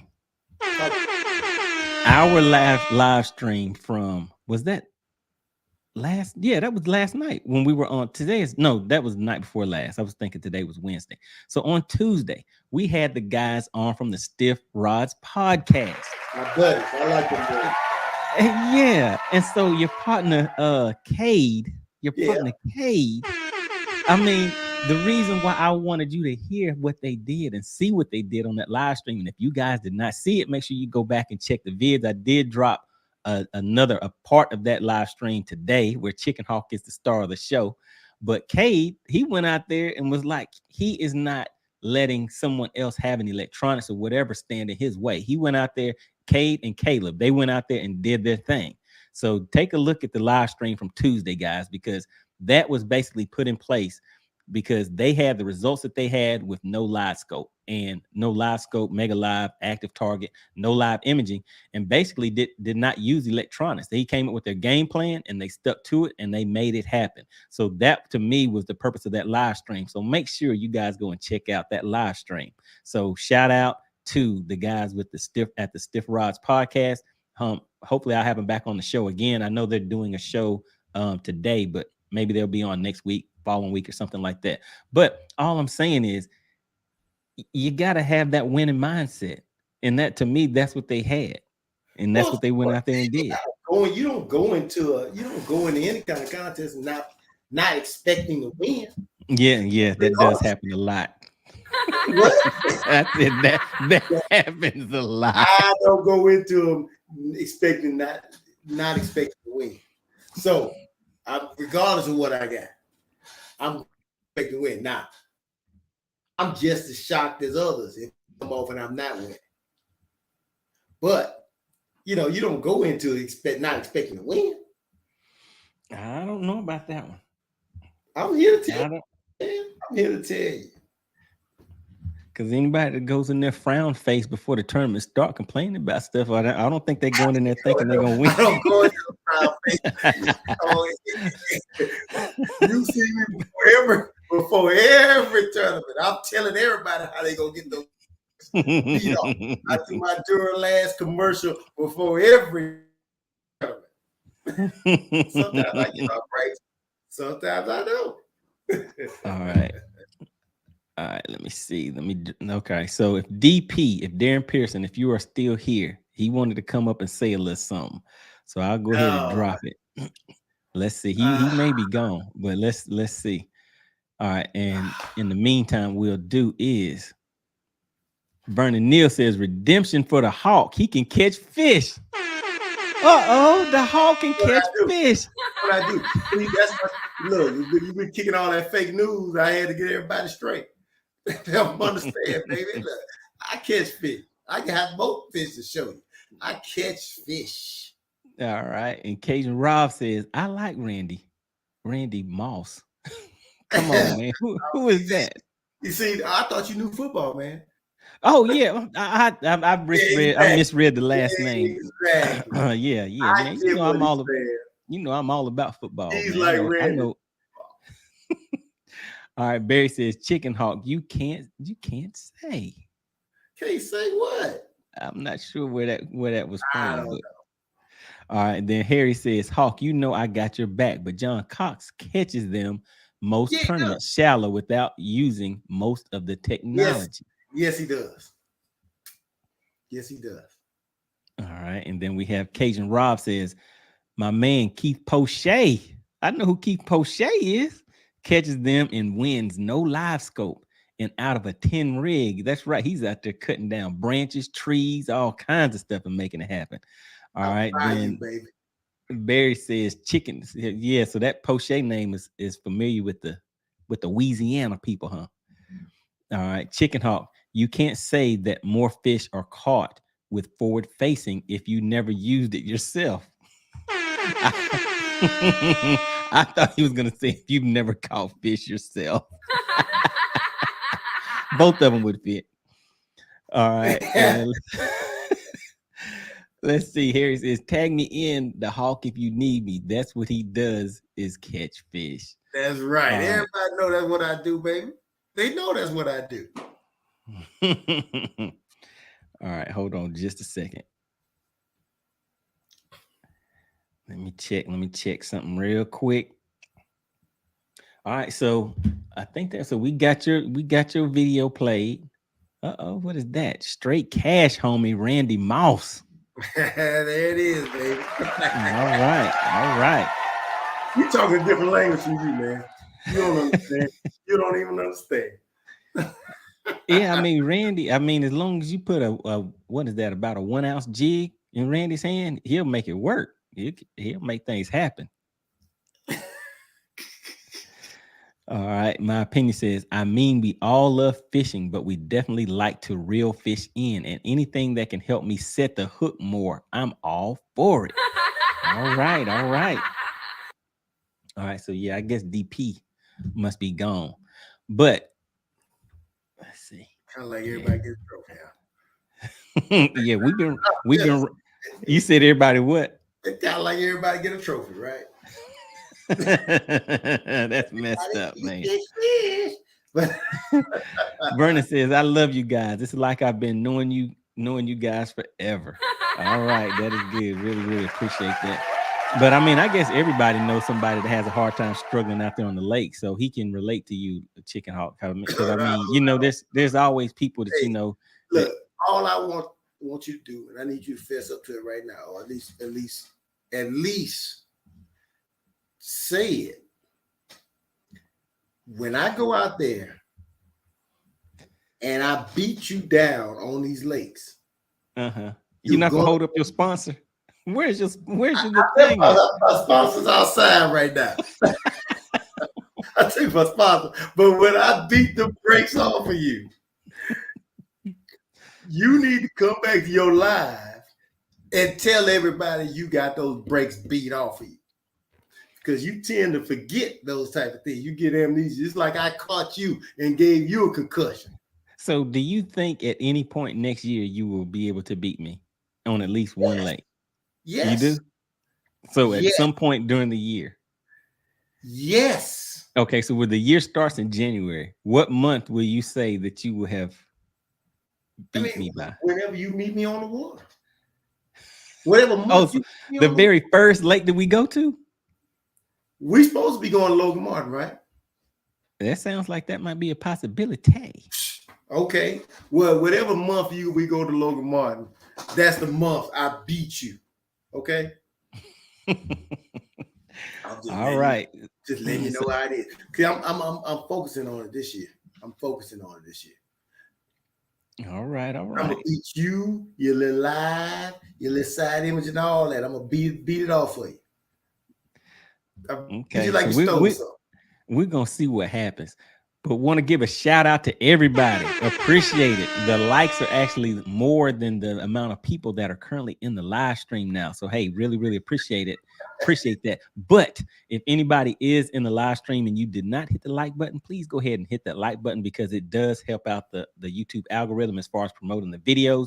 Really, really appreciate that. And also, the join button is right below the video. If anybody is interested in supporting the channel, please make sure you click that join button. It'll give you a little bit of information about becoming a member of the money team.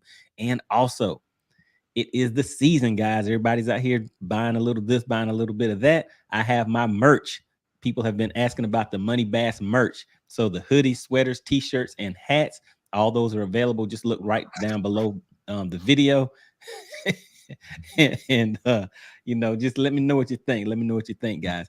And also want to give a special shout out to the members of the Patreon. So really appreciate everyone that has contributed and helped out with the channel, and for everybody in general that comes to the live streams and continues to support the channel. So just wanted to give a shout out to everybody, let you guys know I really appreciate it. All right, so what were you saying, Chicken Hawk? I was just working on my when I work. See, that's why you're over there freezing up. That's why you're over there freezing up. Can't nobody see nothing, but you're not even moving, Chicken Hawk. I do my own flip. Oh, so you over there working out. That's how I do it. I build up my own fleets. See, so that I can set that hook, baby.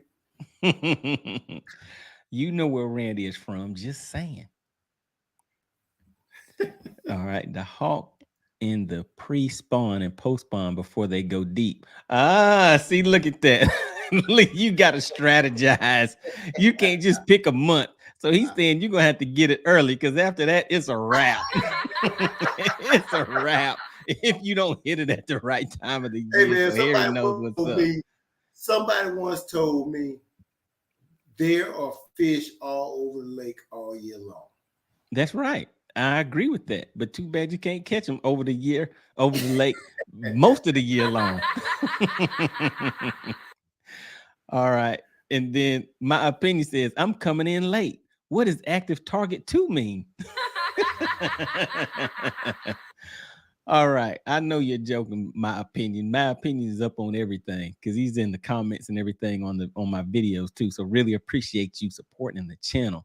All right. Then Harry says, merch towels to wipe the skunk off your hands at the end of the day. All right, so yeah, you do need some merch towels, Chicken Hawk. So I will get that set up, and maybe Harry can get you some of those for Christmas. Randy Moss is from West Virginia. That's right. That's right. All right. He says, just saying. He is. You wouldn't know that though. All right.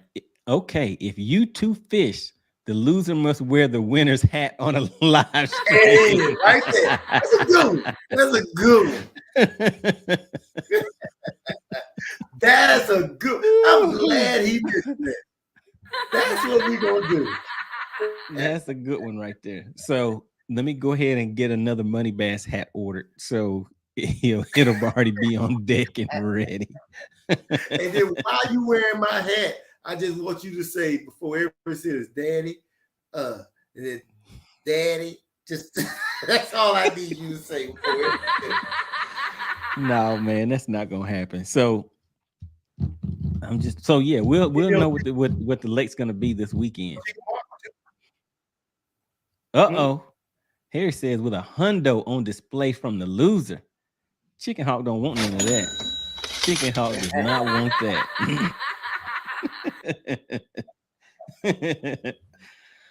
All right, man. So we've been rolling for about 2 hours. 2 hours strong. Had a great time on the live stream.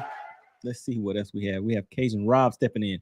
Need some MoneyBass money bags merch to carry your winnings and Hawks money. Yeah, he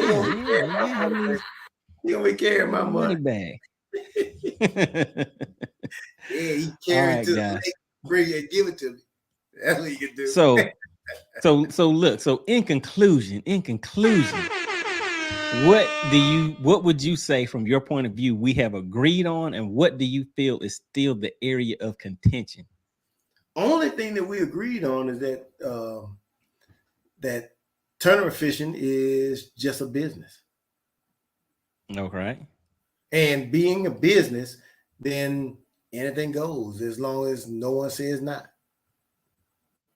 Right. It's dictated by money because it's a business. It's dictated by the people who it's kind of like shareholders. It's kind of like shareholders. It's dictated by the shareholders. Right.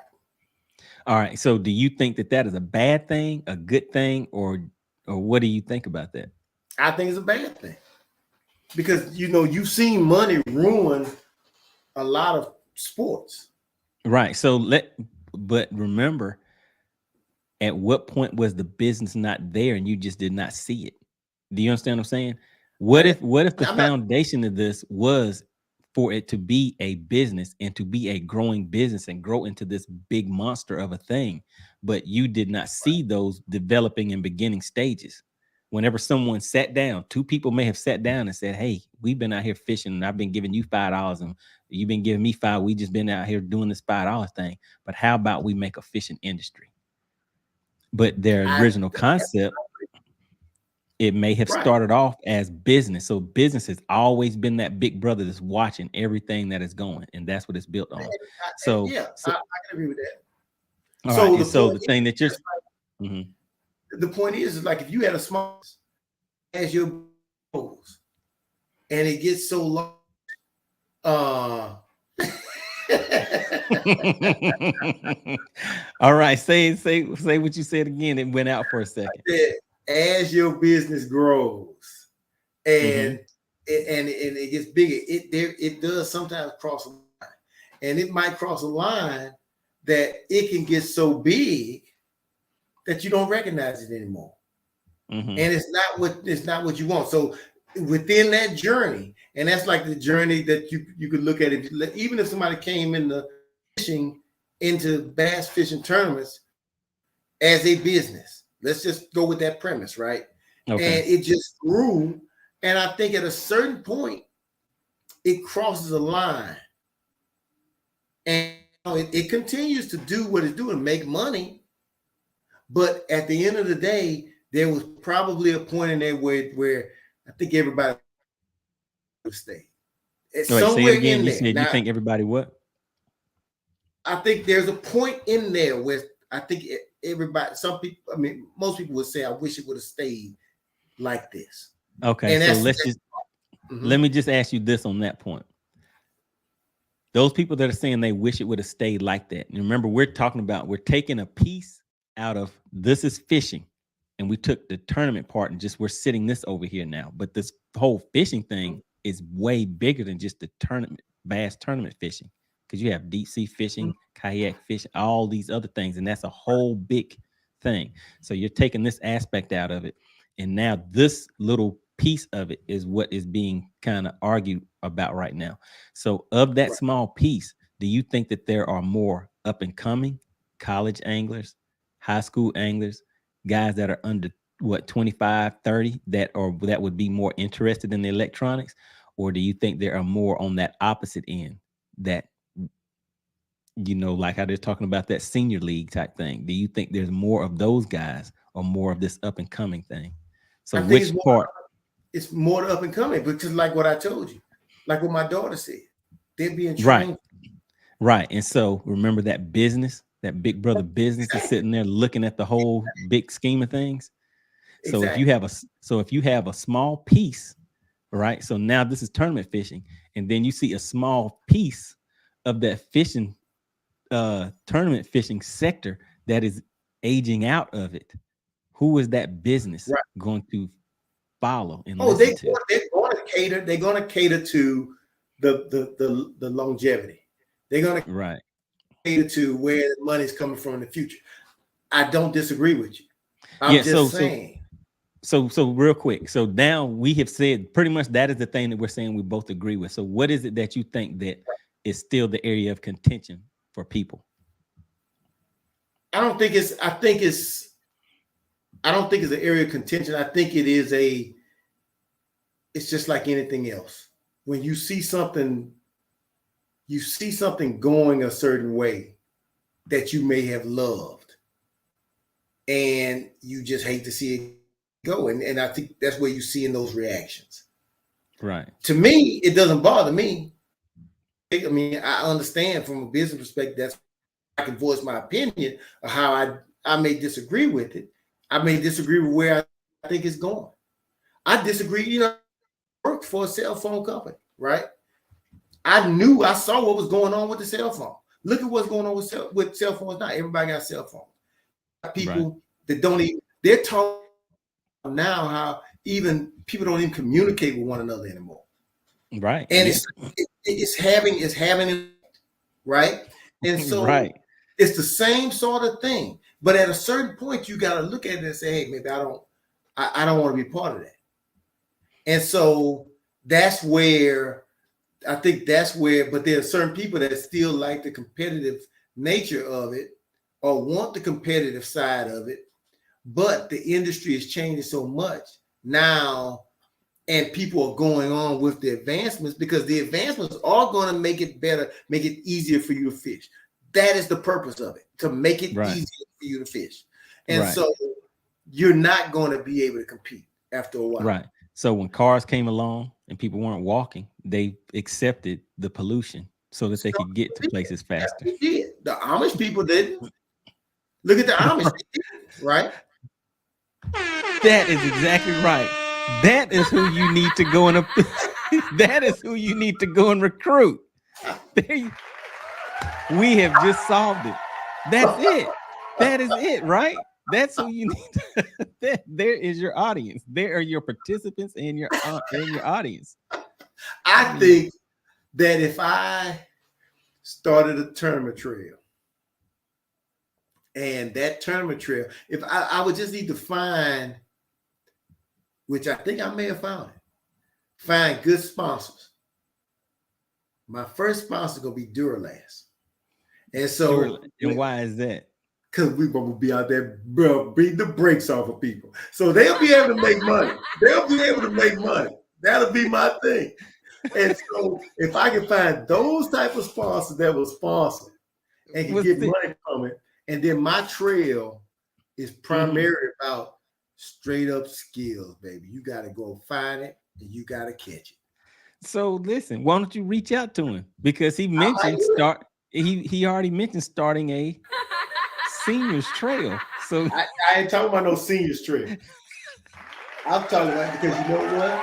Come on, man. What's the bottom line is, it's easier for me to learn the technology and compete with you than it is for you to learn how to fish and compete with me. What?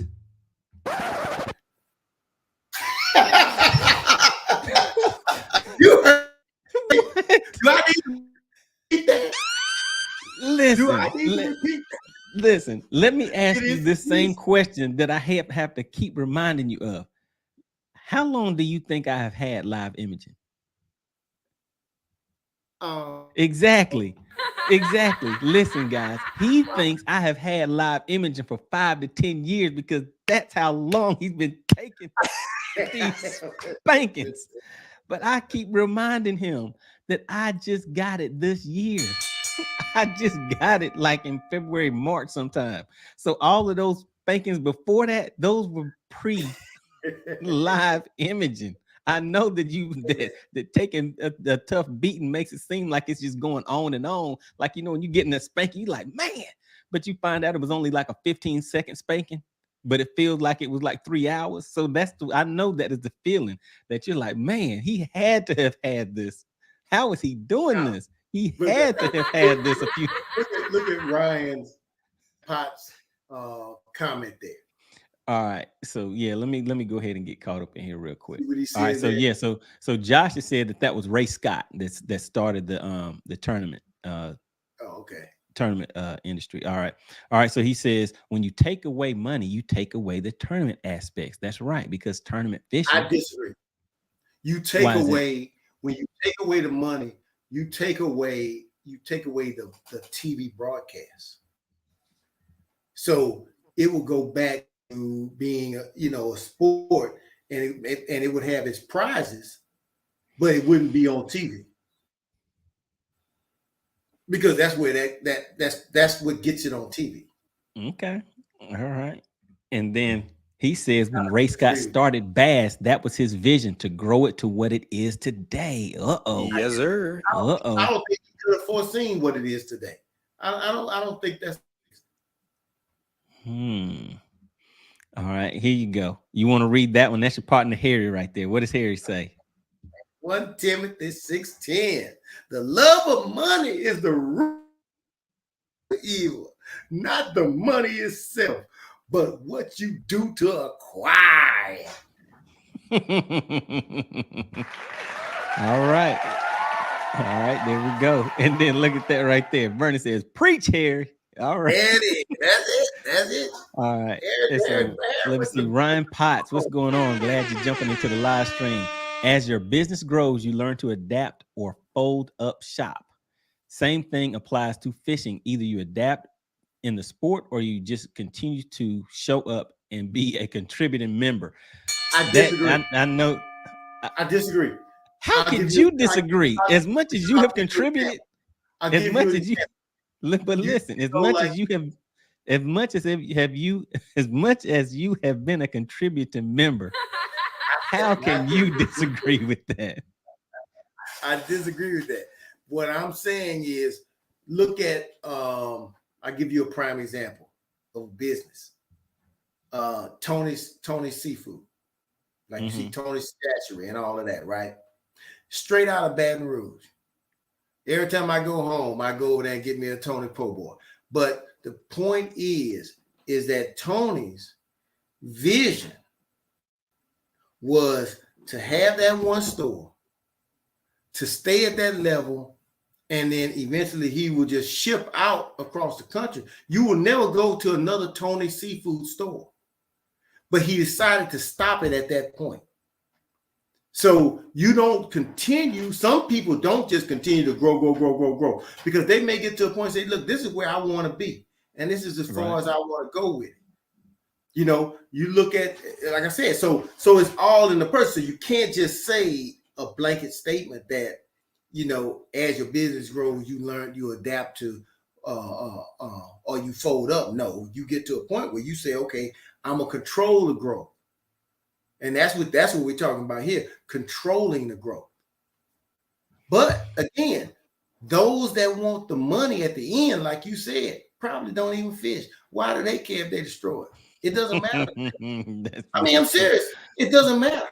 But listen, you're saying they're destroying something. Remember, you're saying they're destroying what it is that thing. They're not destroying it. They're being that thing that they are. Right. Okay. So that is that monster is growing. Okay. But why does it even have to be a monster? It's what it was. It's still the same thing. It's still that cute little puppy. It's still the same. Still petting that cute little puppy. No, it's not that. It's growing. All right. Harry says they are targeting the people who have the resources with these advancements in technology in the fishing world, but you can still catch them without. Agree about the cell phone and walking computer. All right. That's right. That's right. Now, Small says no. All right, Vernon Neal. I bet the Hawk still has a flip phone. Yeah, right. All right. Harry says he had the 360 for a while. What'd you say? I got one around here, but I don't use it. All right. My opinion says, Ryan, if you had to choose between your live or 360 and you could only have one, what would you choose? I would choose my live. I know you would. That's right. I would choose my. I mean, I made a video about it. So if you search MoneyBass 360 verse Mega Live or verse, I think it's verse Mega Live, then or live imaging, then you'll see that video. It comes up. I kind of go through everything on that one. But yeah, I mean, at some point, once you start learning and understanding that technology better and see how you can use it more, then but there are some people that will choose the 360. But knowing what I know, I would choose the Mega Live imaging, be based on how I fish also. But I think, I mean, I was gonna say, knowing what I know, even someone that fishes shallow, if I was to fish shallow, I would still pick the live imaging because I know how to use it shallow also. All right. And then we have Harry says Money has changed his view after getting dialed in with Mega Live. I think he will say live. It used to be 360. And that's exactly right. I did used to say 360. And I'm trying to remember if I said that. I think I was saying that before I had live, or maybe right at the beginning of it. I can't really remember, but I did used to say it because I mean the 360 is a beast. I mean, that's what I'm saying. So even if you take away live, and yes, you were getting spanked with that 360 when you were thinking in your head, you were imagining that it was live, but no, it was the 360. So it was putting in some work. All right, Vernon Neal says both together are a powerful combo. That is true. And Harry says so Money can see his lure, catch the big sticks and twigs. Come on, man, that twig, that was just one. Well, actually, that was 2 sticks that I caught, man. All right, and Josh says I would choose Mega 360 all day, every day. See, look at that, And Josh knows about the Mega 360. All right, can catch them with it just as well as with the live. All right, so that sounds good. Chicken Hawk, did you go to sleep over there? Look at Chicken Hawk. He fell off the live stream. It looked like he fell asleep on that screen. All right, I'm going to drop the link in there just in case he wants to come back up within the next minute or two. But we have been rolling, guys. We have been rolling for almost 2.5 hours. This was a great topic. And I mean, we had a lot of fun with it, had a lot of interesting back and forth, a lot of good ideas.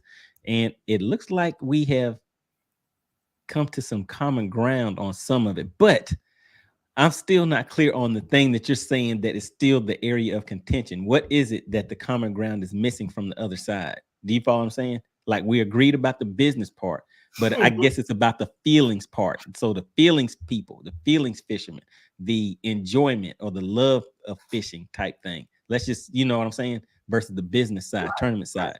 So what is it that's still the disconnect? We saw what we agreed on. What is the disconnect still?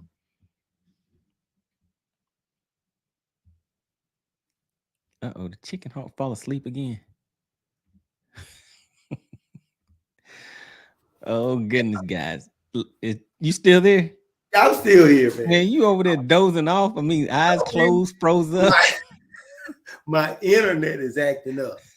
It's probably because it doesn't like what you're saying over there. Oh, I think you messed up. I think you're doing this to me. All right. So what you got? So what is the part that's not, not seeing eye to eye out there? That there should be that you can't go. Thanks for stopping in, Josh. Really, really appreciate it. See you on Saturday. Go too far. Say it again. That you can't go too far with tournament fishing. Yeah. So out of this bubble, we're taking tournament fishing out. And so you're saying one side says that there are no limits, that you can never go too far. Right. And then, so that is still the thing that one side is saying. And so in your mind, we have already, so that one side, what one sector is already saying is going too far. Right. They're already there. I think as it goes, you will continue to drop. That's what I believe will happen.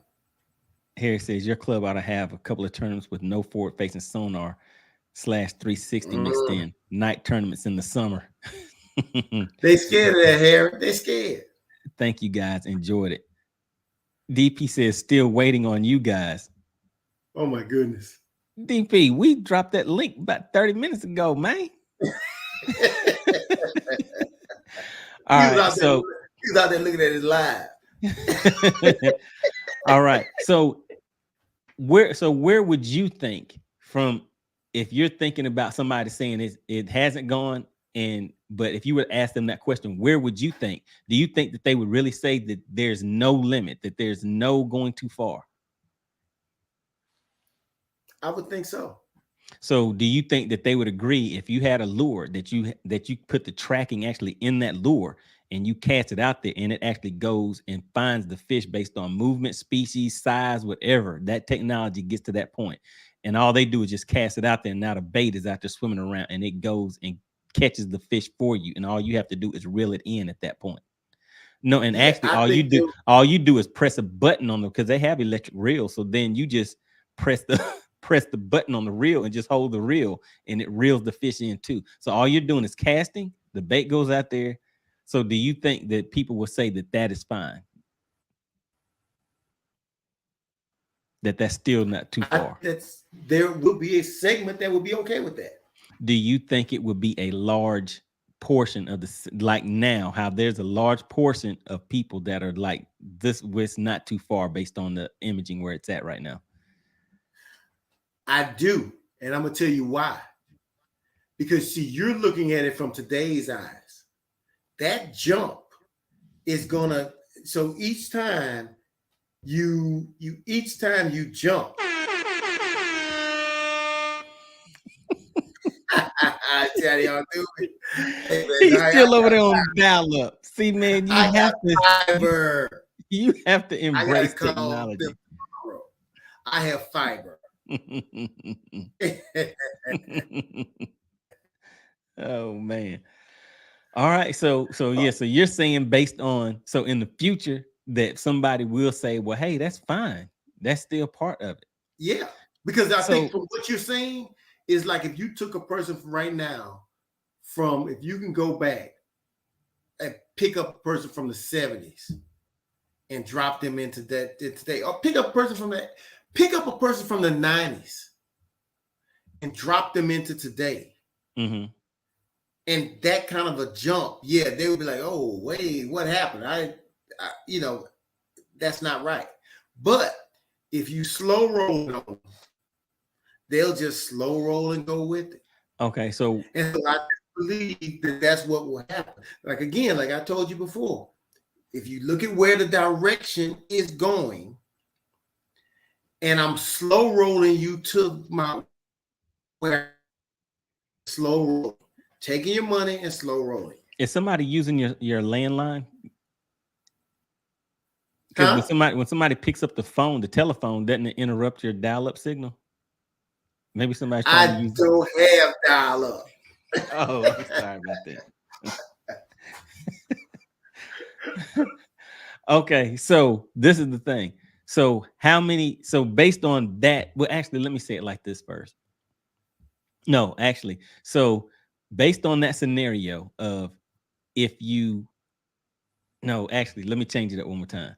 So for me, what I would initially say is, as long as you still have to catch the fish, you still have to catch the fish. I would say that is the end point where it goes to where you are not catching, something else is catching the fish for you. That is the like the wall right there. That isn't saying that it can go all the way to that. Like anything up to you, something catching it for you is allowed. I'm saying that is the end point that you would work back from. Okay, so a step before that is you're still catching the fish, but you are, do you understand what I'm saying? Like there's something that's being done prior to that, but I think it would still be a few steps, but I don't know what that is. But if you are catching the fish in the end, you still have to catch the fish. I would say that is like an end point, and then you work back from there. Because all of this, you're still catching the fish. You can still go out there. So would you be okay if there was a bait that you can make and you put it in each bait, right? And these baits, and this is going to eliminate all of this live everything. It'll get rid of all that, because basically the bait will just, you throw out, the bait will just swim and find and locate to a fish. Now, right. So real quick, remember that's the example I just gave you. Like all you do is cast it out there. No. Okay. You said, but it catches. I'm saying it just swims to where a fish is and then just stops. And so now you can do the little shaking and trying to entice the fish to bite, but you know you're in front of a fish. And now you're shaking, and when the fish bites, you set the hook and you reel him in. Is that going too far? Hold on a second. Let me see something. So with that, let me think. So you're saying, so initially it sounds like it is, because you're saying you throw the bait out there and the bait is going to start moving on its own. So right now, that's already something that's happening before that. Are there any baits that you can throw out there that moves on its own, that has some type of technology in it that allows the bait to move on its own? The most I know is that they allowed a flashing light, but somebody had told me that they even said that you couldn't even put that in there anymore. And they had one that made some little cricket sounding thing. You know what I mean? So it had technology in there. But before you could see live imaging, you weren't seeing live imaging. Mm-hmm. So I mean, can't say, well, before that. So you gotta. All I'm saying is we're trying to find that point.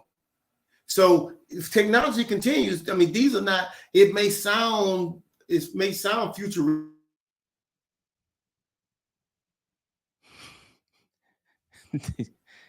Somebody must have called your home line because you still breaking up. Who is this? Who is this? Hello. What is going on? Happy Thanks Fishing and Merry Fishmas. Look, I think Chicken Hawk over there sleeping. His dial up. Yeah, I see that. He keeps freezing. He moving now. He moving a little bit. That's because him and Randy are dinosaurs. Oh no, we're not. Oh. Yeah, I mean, you got to think. Listen, Chicken Hawk, and I really didn't get on the show to get on you. I really didn't. But check this out, though. Mm-hmm. All the technology is made today is called advancement.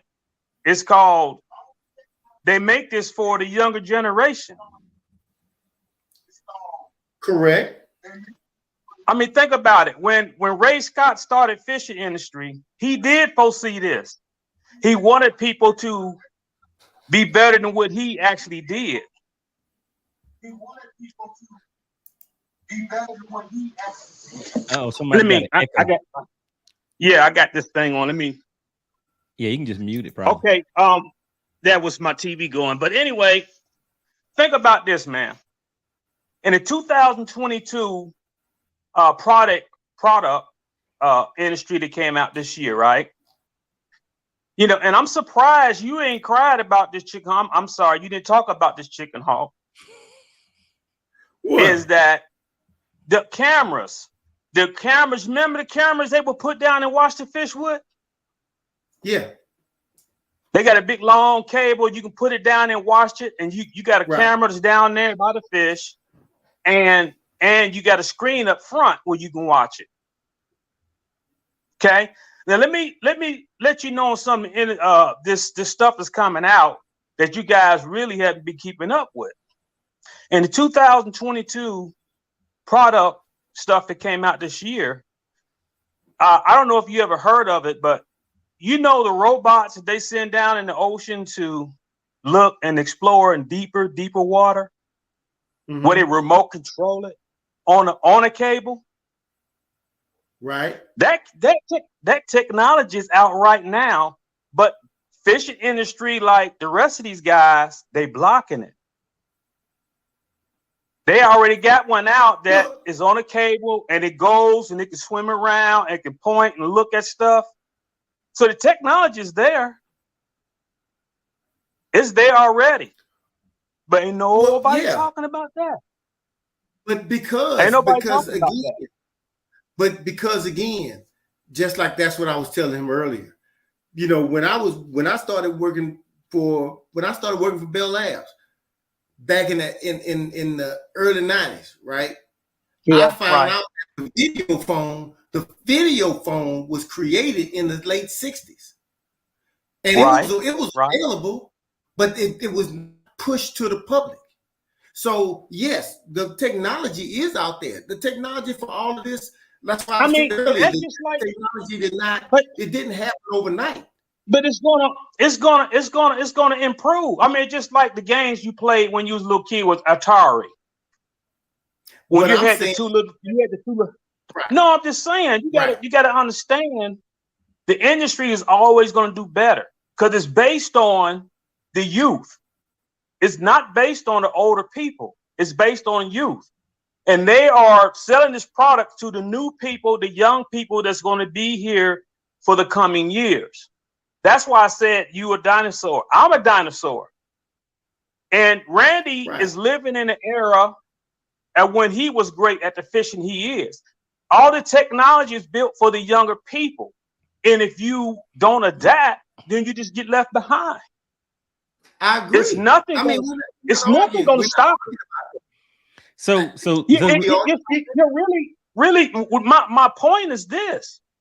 The point of everything has got an evolution. They fished way different the way we fish now.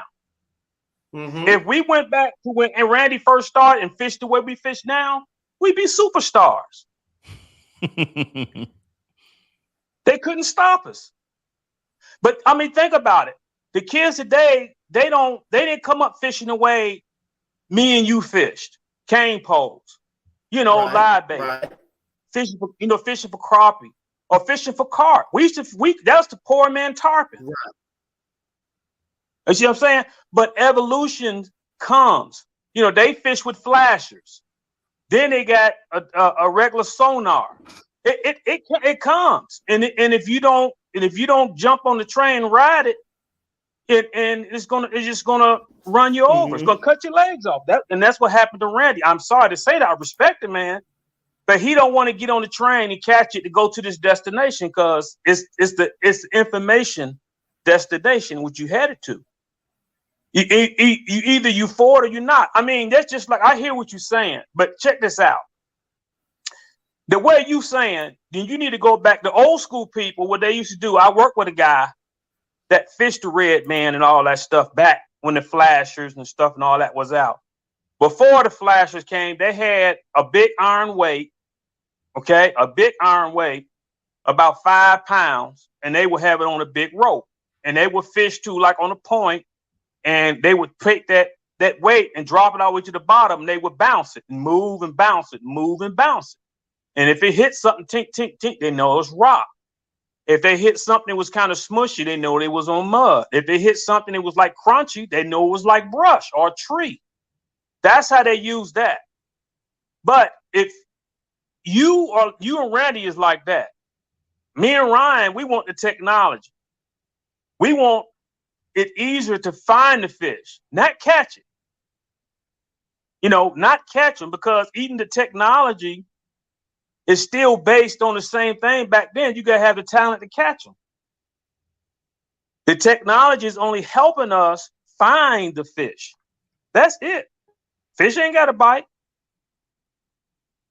It ain't got a bite. Well, he get up out of there? Oh, there he come back. All right, there we go. I'm here. The technology is here already. People are blocking them right now. They blocking it real bad. But they showed it in the show. They had a little segment and they cut it off real quick. Mm-hmm. Well, again, but it's already here. Well, and that's what I'm agreeing with you. I'm agreeing that the technology is already.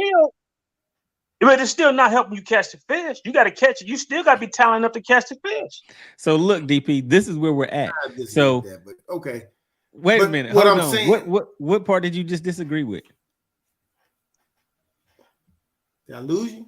No, he's still there. We hear you. Yeah, so we can still see him. We still see him. Yeah, you didn't go. We can see you the whole time. We can hear you the whole time. Oh, you could? Yeah. Yeah. Okay. I switched to my y'all not gonna understand this, but I turned my I turned my hotspot on my phone because I'm having a problem with my fiber. So I turned my hotspot on my phone and I connected to that. So that's what I'm connecting better now. You talking about the technology though. But go ahead. So what did you say you disagree with? It was something you just said you disagree with. I'm saying that I agree with all that. The only thing that I'm saying is that, well, what he said is doesn't help you catch the fish. I mean, if I'm putting you in front of fish and I'm putting you that does give you a better opportunity to catch fish. And so, what I'm saying is all of it does help you catch I agree that technology is going to continue to advance. It's going to continue to advance. Yeah. And but what I'm saying is what you're saying. The technology that's even more advanced we have is already out there. And I guarantee you this, it's already marketable to be sold. But they're going to milk it. They're going to milk the industry. They're going to milk the industry for what they can get for what they have now. And then but this whole industry this whole industry's been based on money from the beginning. Even Ray Scott started it with money.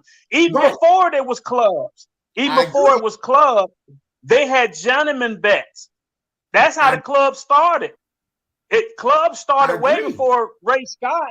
Yeah, Ray so Scott found out. He agrees with all that, DP. Basically, yeah. What I'm saying is this: Ray Scott started the Pro Series, but it always with clubs. He just went around and got all the the guys fishing against each other and brought them all in under one umbrella. Right. So I said there was different clubs that he went and talked to. That's why he traveled to get with these guys that started the BASS. Right. You know what I'm saying? So it's always been about money. And if you want to talk about the industry, then you need to talk about the lures. You need to talk about the rods. You need to talk about the line, because it's all about money. It's all about catching the angler. That's what all this is about, is catching the angler. Right. So real quick, DP, we're already past that. So he already agrees. The thing that basically where we're at is, let me just ask you the question, DP. Where would you say that it has gone too far, or do you say that there is no wall, there is no limit? It could go as far as the money will take it. You follow what I'm saying? I'll say this. If I say to go too far is when they have the technology to track a fish, period. I'm talking about that you can put your transducer, mark it, and follow that fish. Throw a lure out there and have the lure go to the fish. You just throw it out and it goes to him. And then it sit there and do something in front of it, dangle it in front of it. Then your lure lights up when the fish strikes and you just set the hook. That's when I say it goes too far. And so that is similar to what I said. Would you agree with that, Eldrick? That's similar to what I just said. That's farther than what I said. Remember? Because what I said was it just goes to the fish and it stops. And at that point, now you know it's in front of a fish, and you have to do the shaking, and you have to entice the fish to bite. Is that okay? Well, that's still fishing. You still, to this day, even if you're fishing from the bank, you got to throw out there with your lure that you bought and entice that fish to bite. But I'm saying you throw out in the water and the bait swims to a fish, locates and swims to a fish, and gets right in front of the fish. When it's right in front of the fish, your rod will like kind of shake, and now you know you're in front of the fish. Now I just start shaking it and try to entice the fish to bite. Is that okay? Then at that point, there's no more technology. There's all you, the fisherman. Oh shit.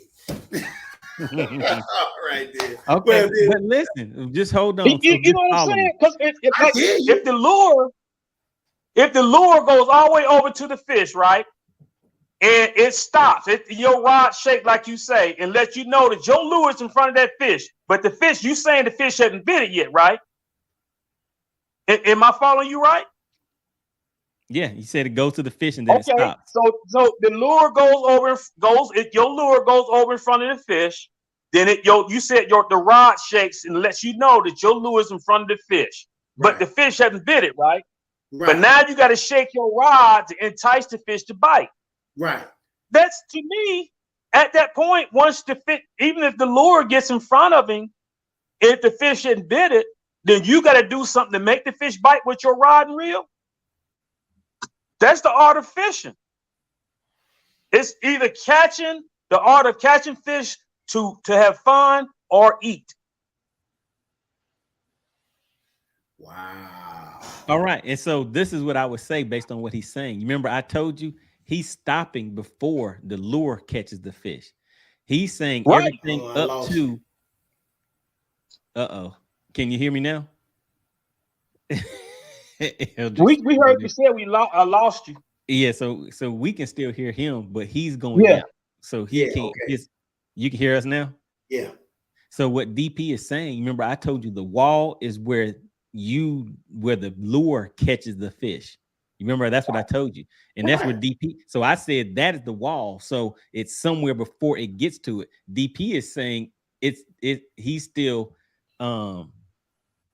the lure is not. What I'm saying is, if the lure gets in front of the fish and the lure didn't catch the fish, If it's electronically going to the fish and the lure didn't catch the fish, now I got to do something with the rod to make the fish bite, then it's not the technology, it's actually the angler.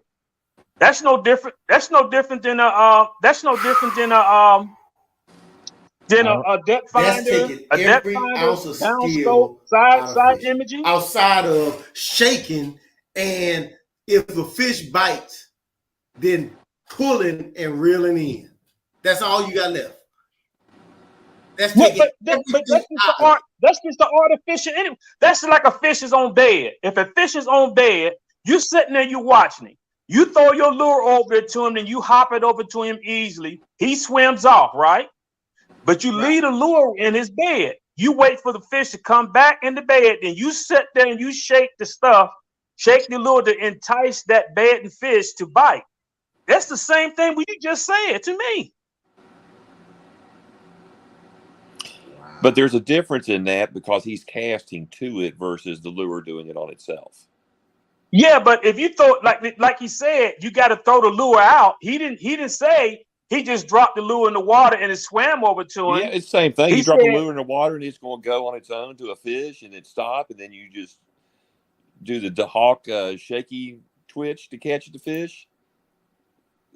Yeah, at that point, if the lure stops and it doesn't catch the fish, and you got to manually shake the rod to do something to make him, then that's not technology. That's the angler catching the fish. If the lure goes over there in front of the fish and the fish bite it, then that's technology. That's too far. Well, and some of that I'll say that. Sometimes that's going to happen if the lure gets over there. It probably will, but the way you described it is based on once it stops. If it stops before the fish eats it, then you got to do something with your rod to entice him to eat it. Like you said, it stopped and you had to entice that fish to eat it. Then that's the angler. That's neck technology. That's knowing what you're doing to entice that fish to bite. Okay, now see, MoneyBass. DP said he's a dinosaur and I'm a dinosaur, right? Right. And if a dinosaur can go that far, don't you think that one extra step is not going to be hard? So it's not going to be that much harder to keep going. And that's true. Like I said, it's already here. Like I said, it's here, but a lot of people ain't picked up on it. You think the pros ain't still using that camera? They got it in color now. It used to be black and white, but it's in color now. They can drop it down and see the fish, see how big the fish are. They can go look and see how big they are with the technology. Because I still got an old one, an old black and white one. Can they do that on practice? Yeah, are we talking practice again? I'm thinking we can't be doing practice at 10 at 11 o'clock at night.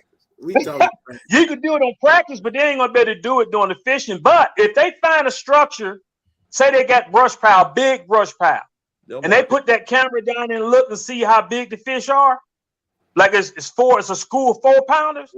Right. Then they come back with the light, and that's, you think that ain't better than Livescope?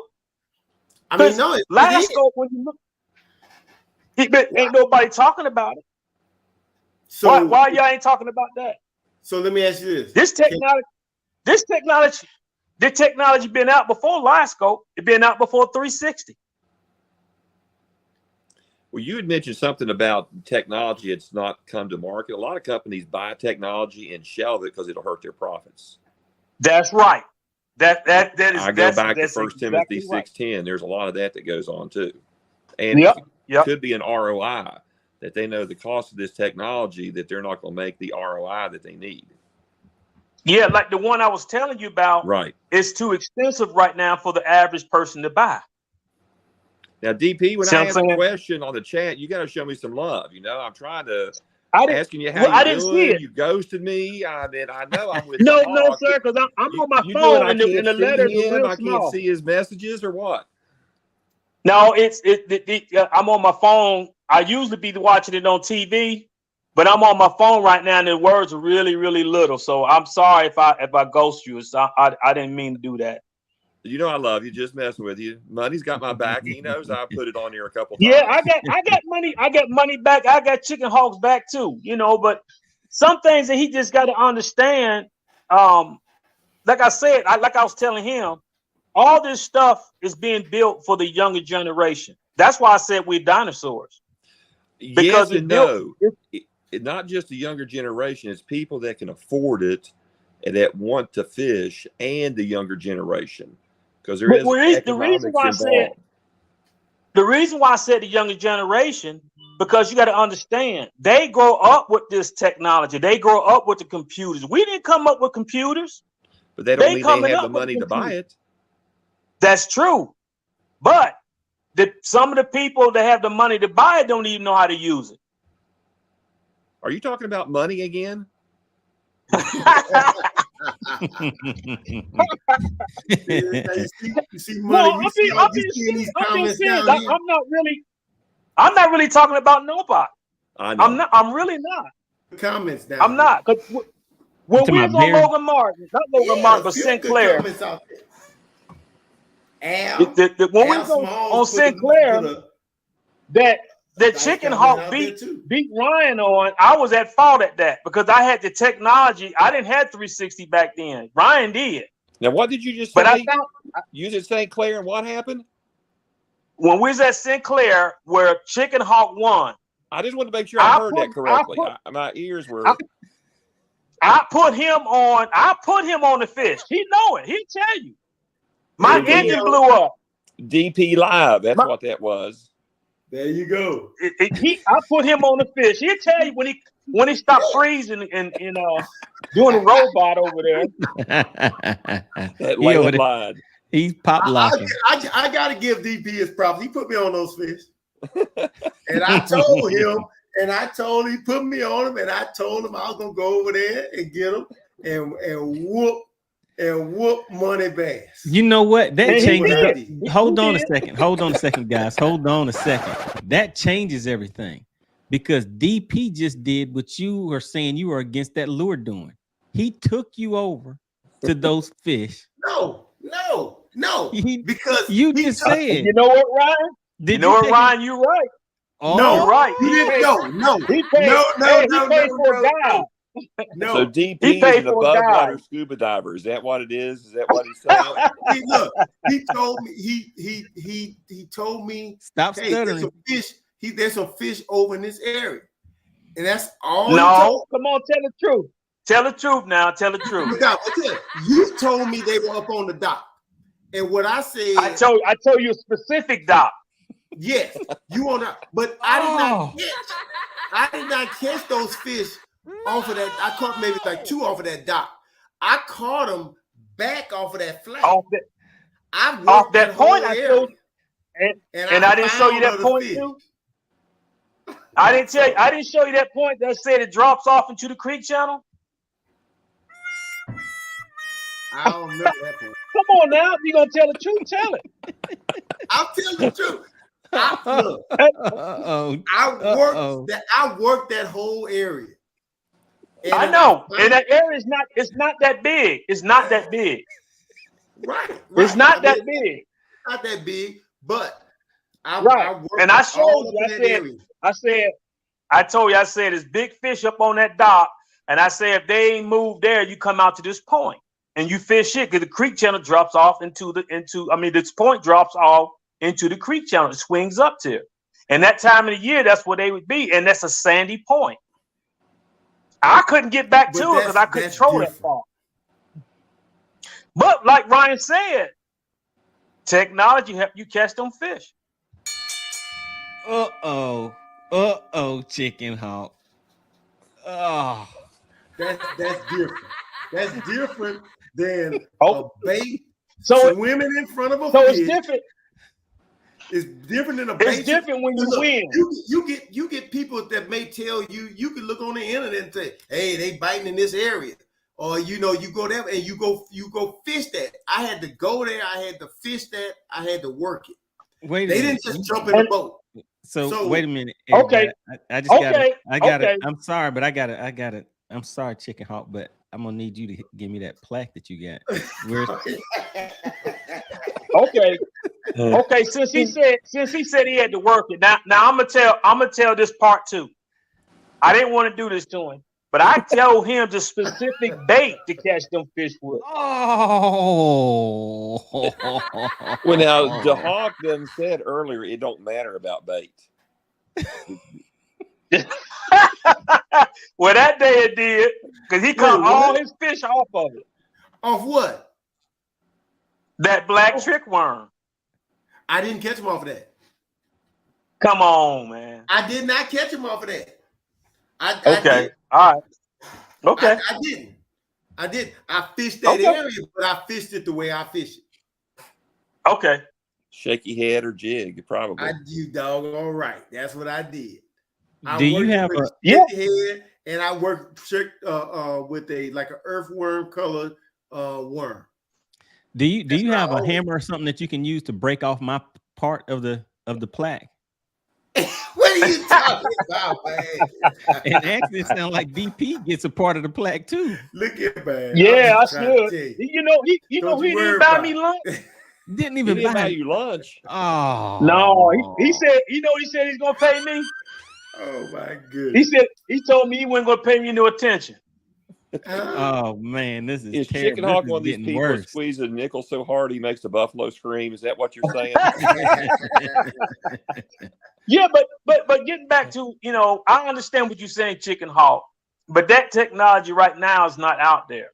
What you're saying, how you throw it out there and it swims over there to it. But when it gets to that point, if you throw your lure and it goes over there to the fish and stop right in front of the fish, 9 times out of 10, the fish probably going to bite it. And at that point, I would say it went too far.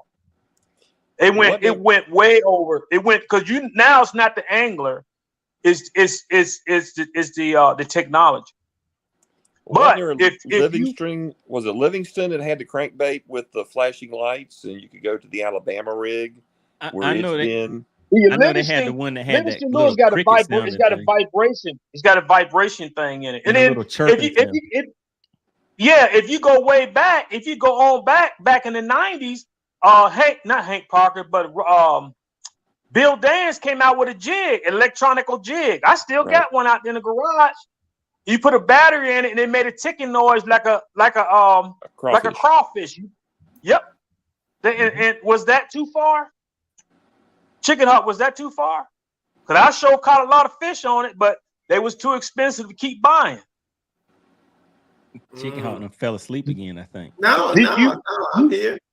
They got a jig that Bill Dance came out with. It's a jig, but it's a little bigger, but it had a little battery in it. And once water touched it, it started ticking like a crawfish. Like a crawfish. You throw it out there and you fish it just like a crawfish. You throw it out. Yeah, we can hear you. You're just not moving. Yeah, you froze. He's thinking. Be easy on the Hawk. He's had a long night. That technology was out back in the 90s, man.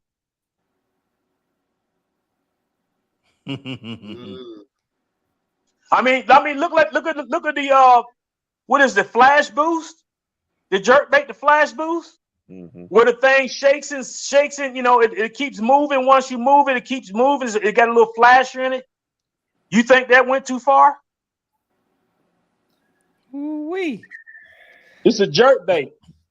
Yeah, I think any technology in a bait, and I think like I told you, for me, forward is going too far as for competition. For me, it is.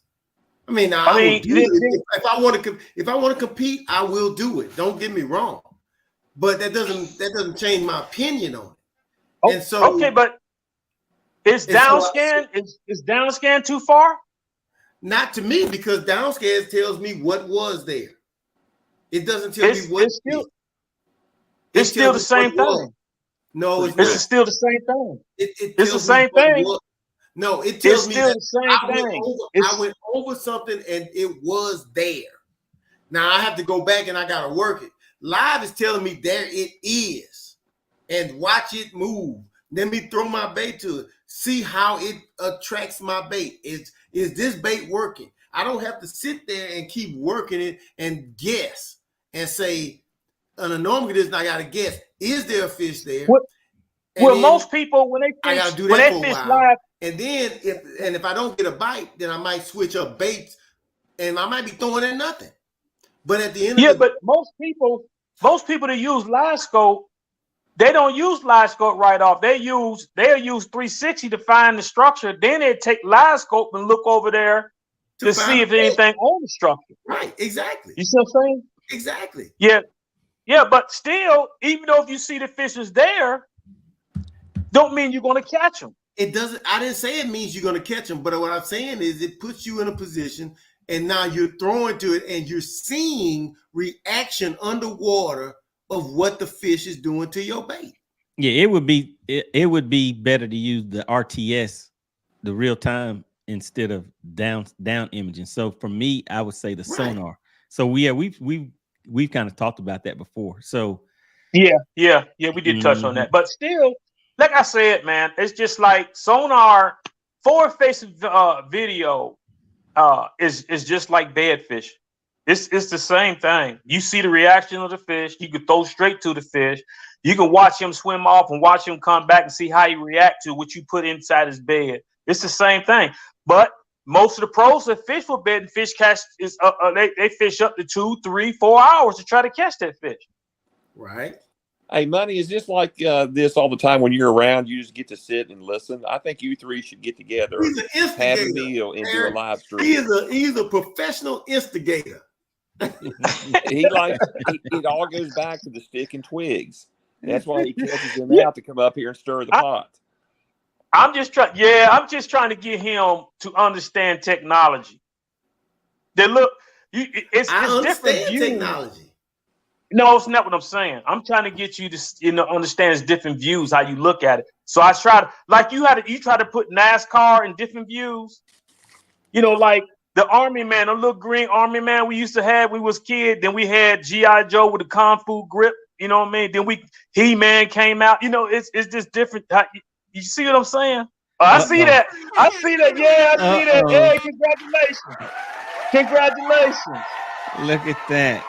You saw Congratulations. Look, Elder's still down there frozen. Well, I've got Mega 360. I had it before. Yeah. That in 360, you can see fish on 360 in certain situations. Yeah. That's what I'm saying. Yeah. But all of that, that's why that does go back to what I said. Even though you can afford to get the stuff, if you don't know how to use it right properly, then you just like somebody else that's out there fishing with just regular sonar and side scan. I agree with that. Then if you agree with that, then I don't understand what your whole argument's about then. All right, so look, let me go ahead and do a quick recap. It's 11 now, so we've been rolling for 3 hours. So look, we got another hour to go. We've done 4. We're just getting into the fourth quarter now. We've done 3. Yeah. Come on, right? You can't be fall asleep now. So look, Chicken Hawk. This is where we're at. Chicken Hawk get ready to punt, man. He get ready to punt. Yeah, he over. I ain't gonna punt, baby. I don't never punt. I go down. We have agreed, baby. So what we have agreed is that there is a business side. So it's business fishing, which is tournament fishing, and then we agreed that the other side is more of a feelings fishing. So people with feelings fishing are trying to mix in with the tournament and trying to make those two go together to mix the business with their feelings. Those are the participants. The people that are running it do not. They are. You know what I'm saying? They are. It's like a artist and a record label. That artist is going to want something because of their feelings and their love of the art and the sport or whatever it is that they're doing, their craft. The business side of it, they are not going to hear that whenever it starts conflicting with the business part.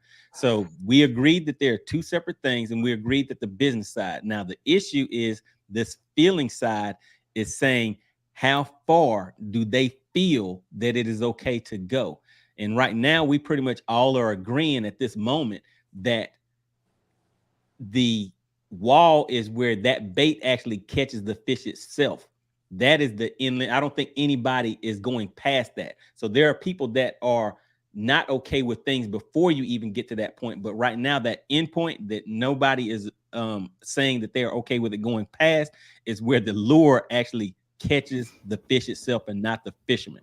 So that's where we've ended at. And I would just say this last part, because we got to go ahead and close it out, guys, is that is where we are at right now. That is the wall. But eventually there may be a league where they do have lures, where you cast that lure out there, and that lure, the whole point of the game at that point is for that lure to find that fish and hook it. And now all you have to do is press the button on your reel and reel it back, because that will be that sport at that time. And if it is based on money, then money is going to eventually push it to wherever those funds are covering that. So it will eventually go past that wall where we're at, but that is business fishing. So if somebody wants it to stop at a certain point, then they have to break off. So they've already broken off from the big bubble into tournament. Now you have to break off a piece from that tournament sector and make it the type of fishing that you want. Like they've broken off a kayak sector. They've broken off a crappie fishing sector out of the tournament part, which is a small portion of the overall fishing thing. So that's where we're at, guys. That's where we're going to call it a day at and close it out. But so we have come to an agreement on the most part, for the most part. So that's where we're at, guys. We good? Can I say one thing before you set it off? All right. I'm gonna say one thing. All right. One thing. I've got one. What is the industry based off of? Money. Bass fishing. Money, right? Right. Yeah. But who makes that standard? The end user, the person that they're getting the money from. The pros makes that call. If the pros make a call and people don't buy it, the business doesn't lose money. So that end user, the people who support that industry, are the ones who are in the end will make that call.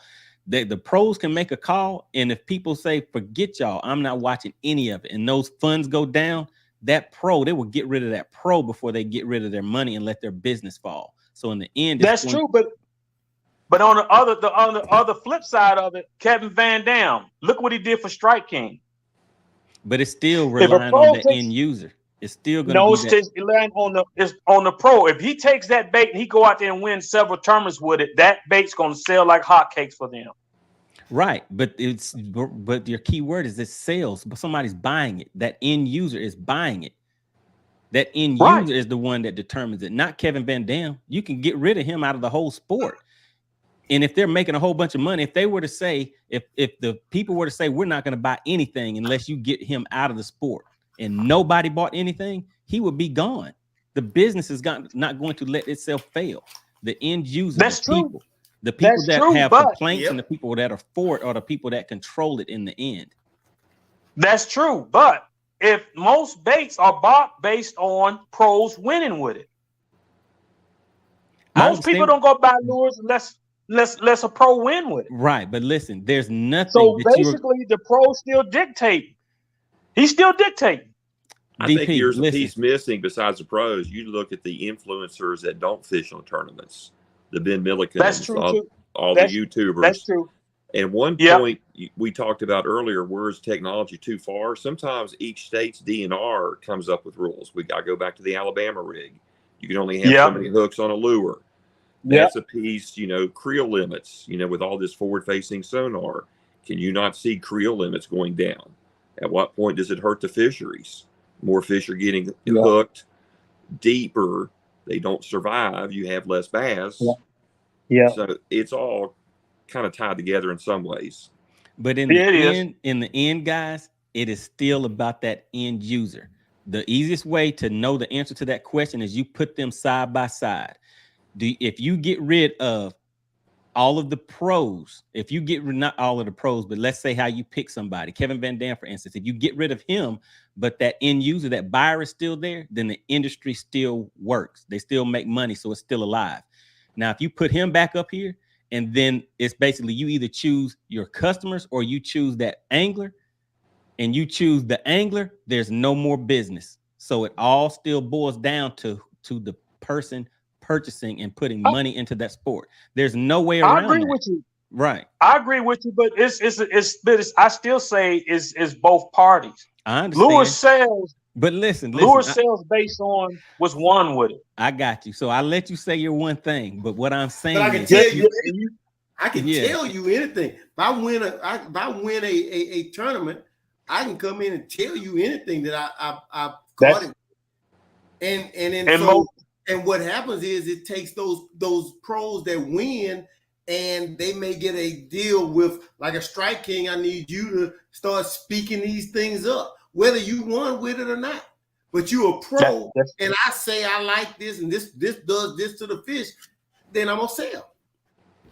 Well, you even look at the tournaments. Look at how quick they unhook the fish and throw that lure on the side of the boat. Yeah, because they're not fixing the look. Because what they are they don't use the lures they're sponsored by all the time. That's correct. That's correct. That's why you see that being unhooked and it's chucked to the side, unless you're MoneyBass. Then correct. You're taking twigs off your hook and throwing it to the side. Exactly. And that's what I liked about FLW. FLW showed you what they was fishing with. Right. He'll show you those. Mm-hmm. He'll show you one when he's FLW do, but not the elite. The elite, they throw their stuff off really quick. They won't even zoom in on the lure. Right. But now Mark Daniels came out and he was pretty honest. He goes, "Listen, I'm sponsored by Bill Lewis." He goes, "I use them, but I use all of the rattling, Hey, Ryan, I'm sorry, man. We didn't mean to take over your show. I know you're ready to go, man. I'm sorry. Yeah, we're out, man. We're out. Really appreciate everybody for stopping in, tuning in. Hit the like button on the way out. Check the merch link below and also the join button. All right, Harry, DP. Merry Christmas. Merry Christmas. Merry Christmas, guys. All right, y'all. I'll see you on the next one, Tuesday. Make sure you get that lure. The one to go find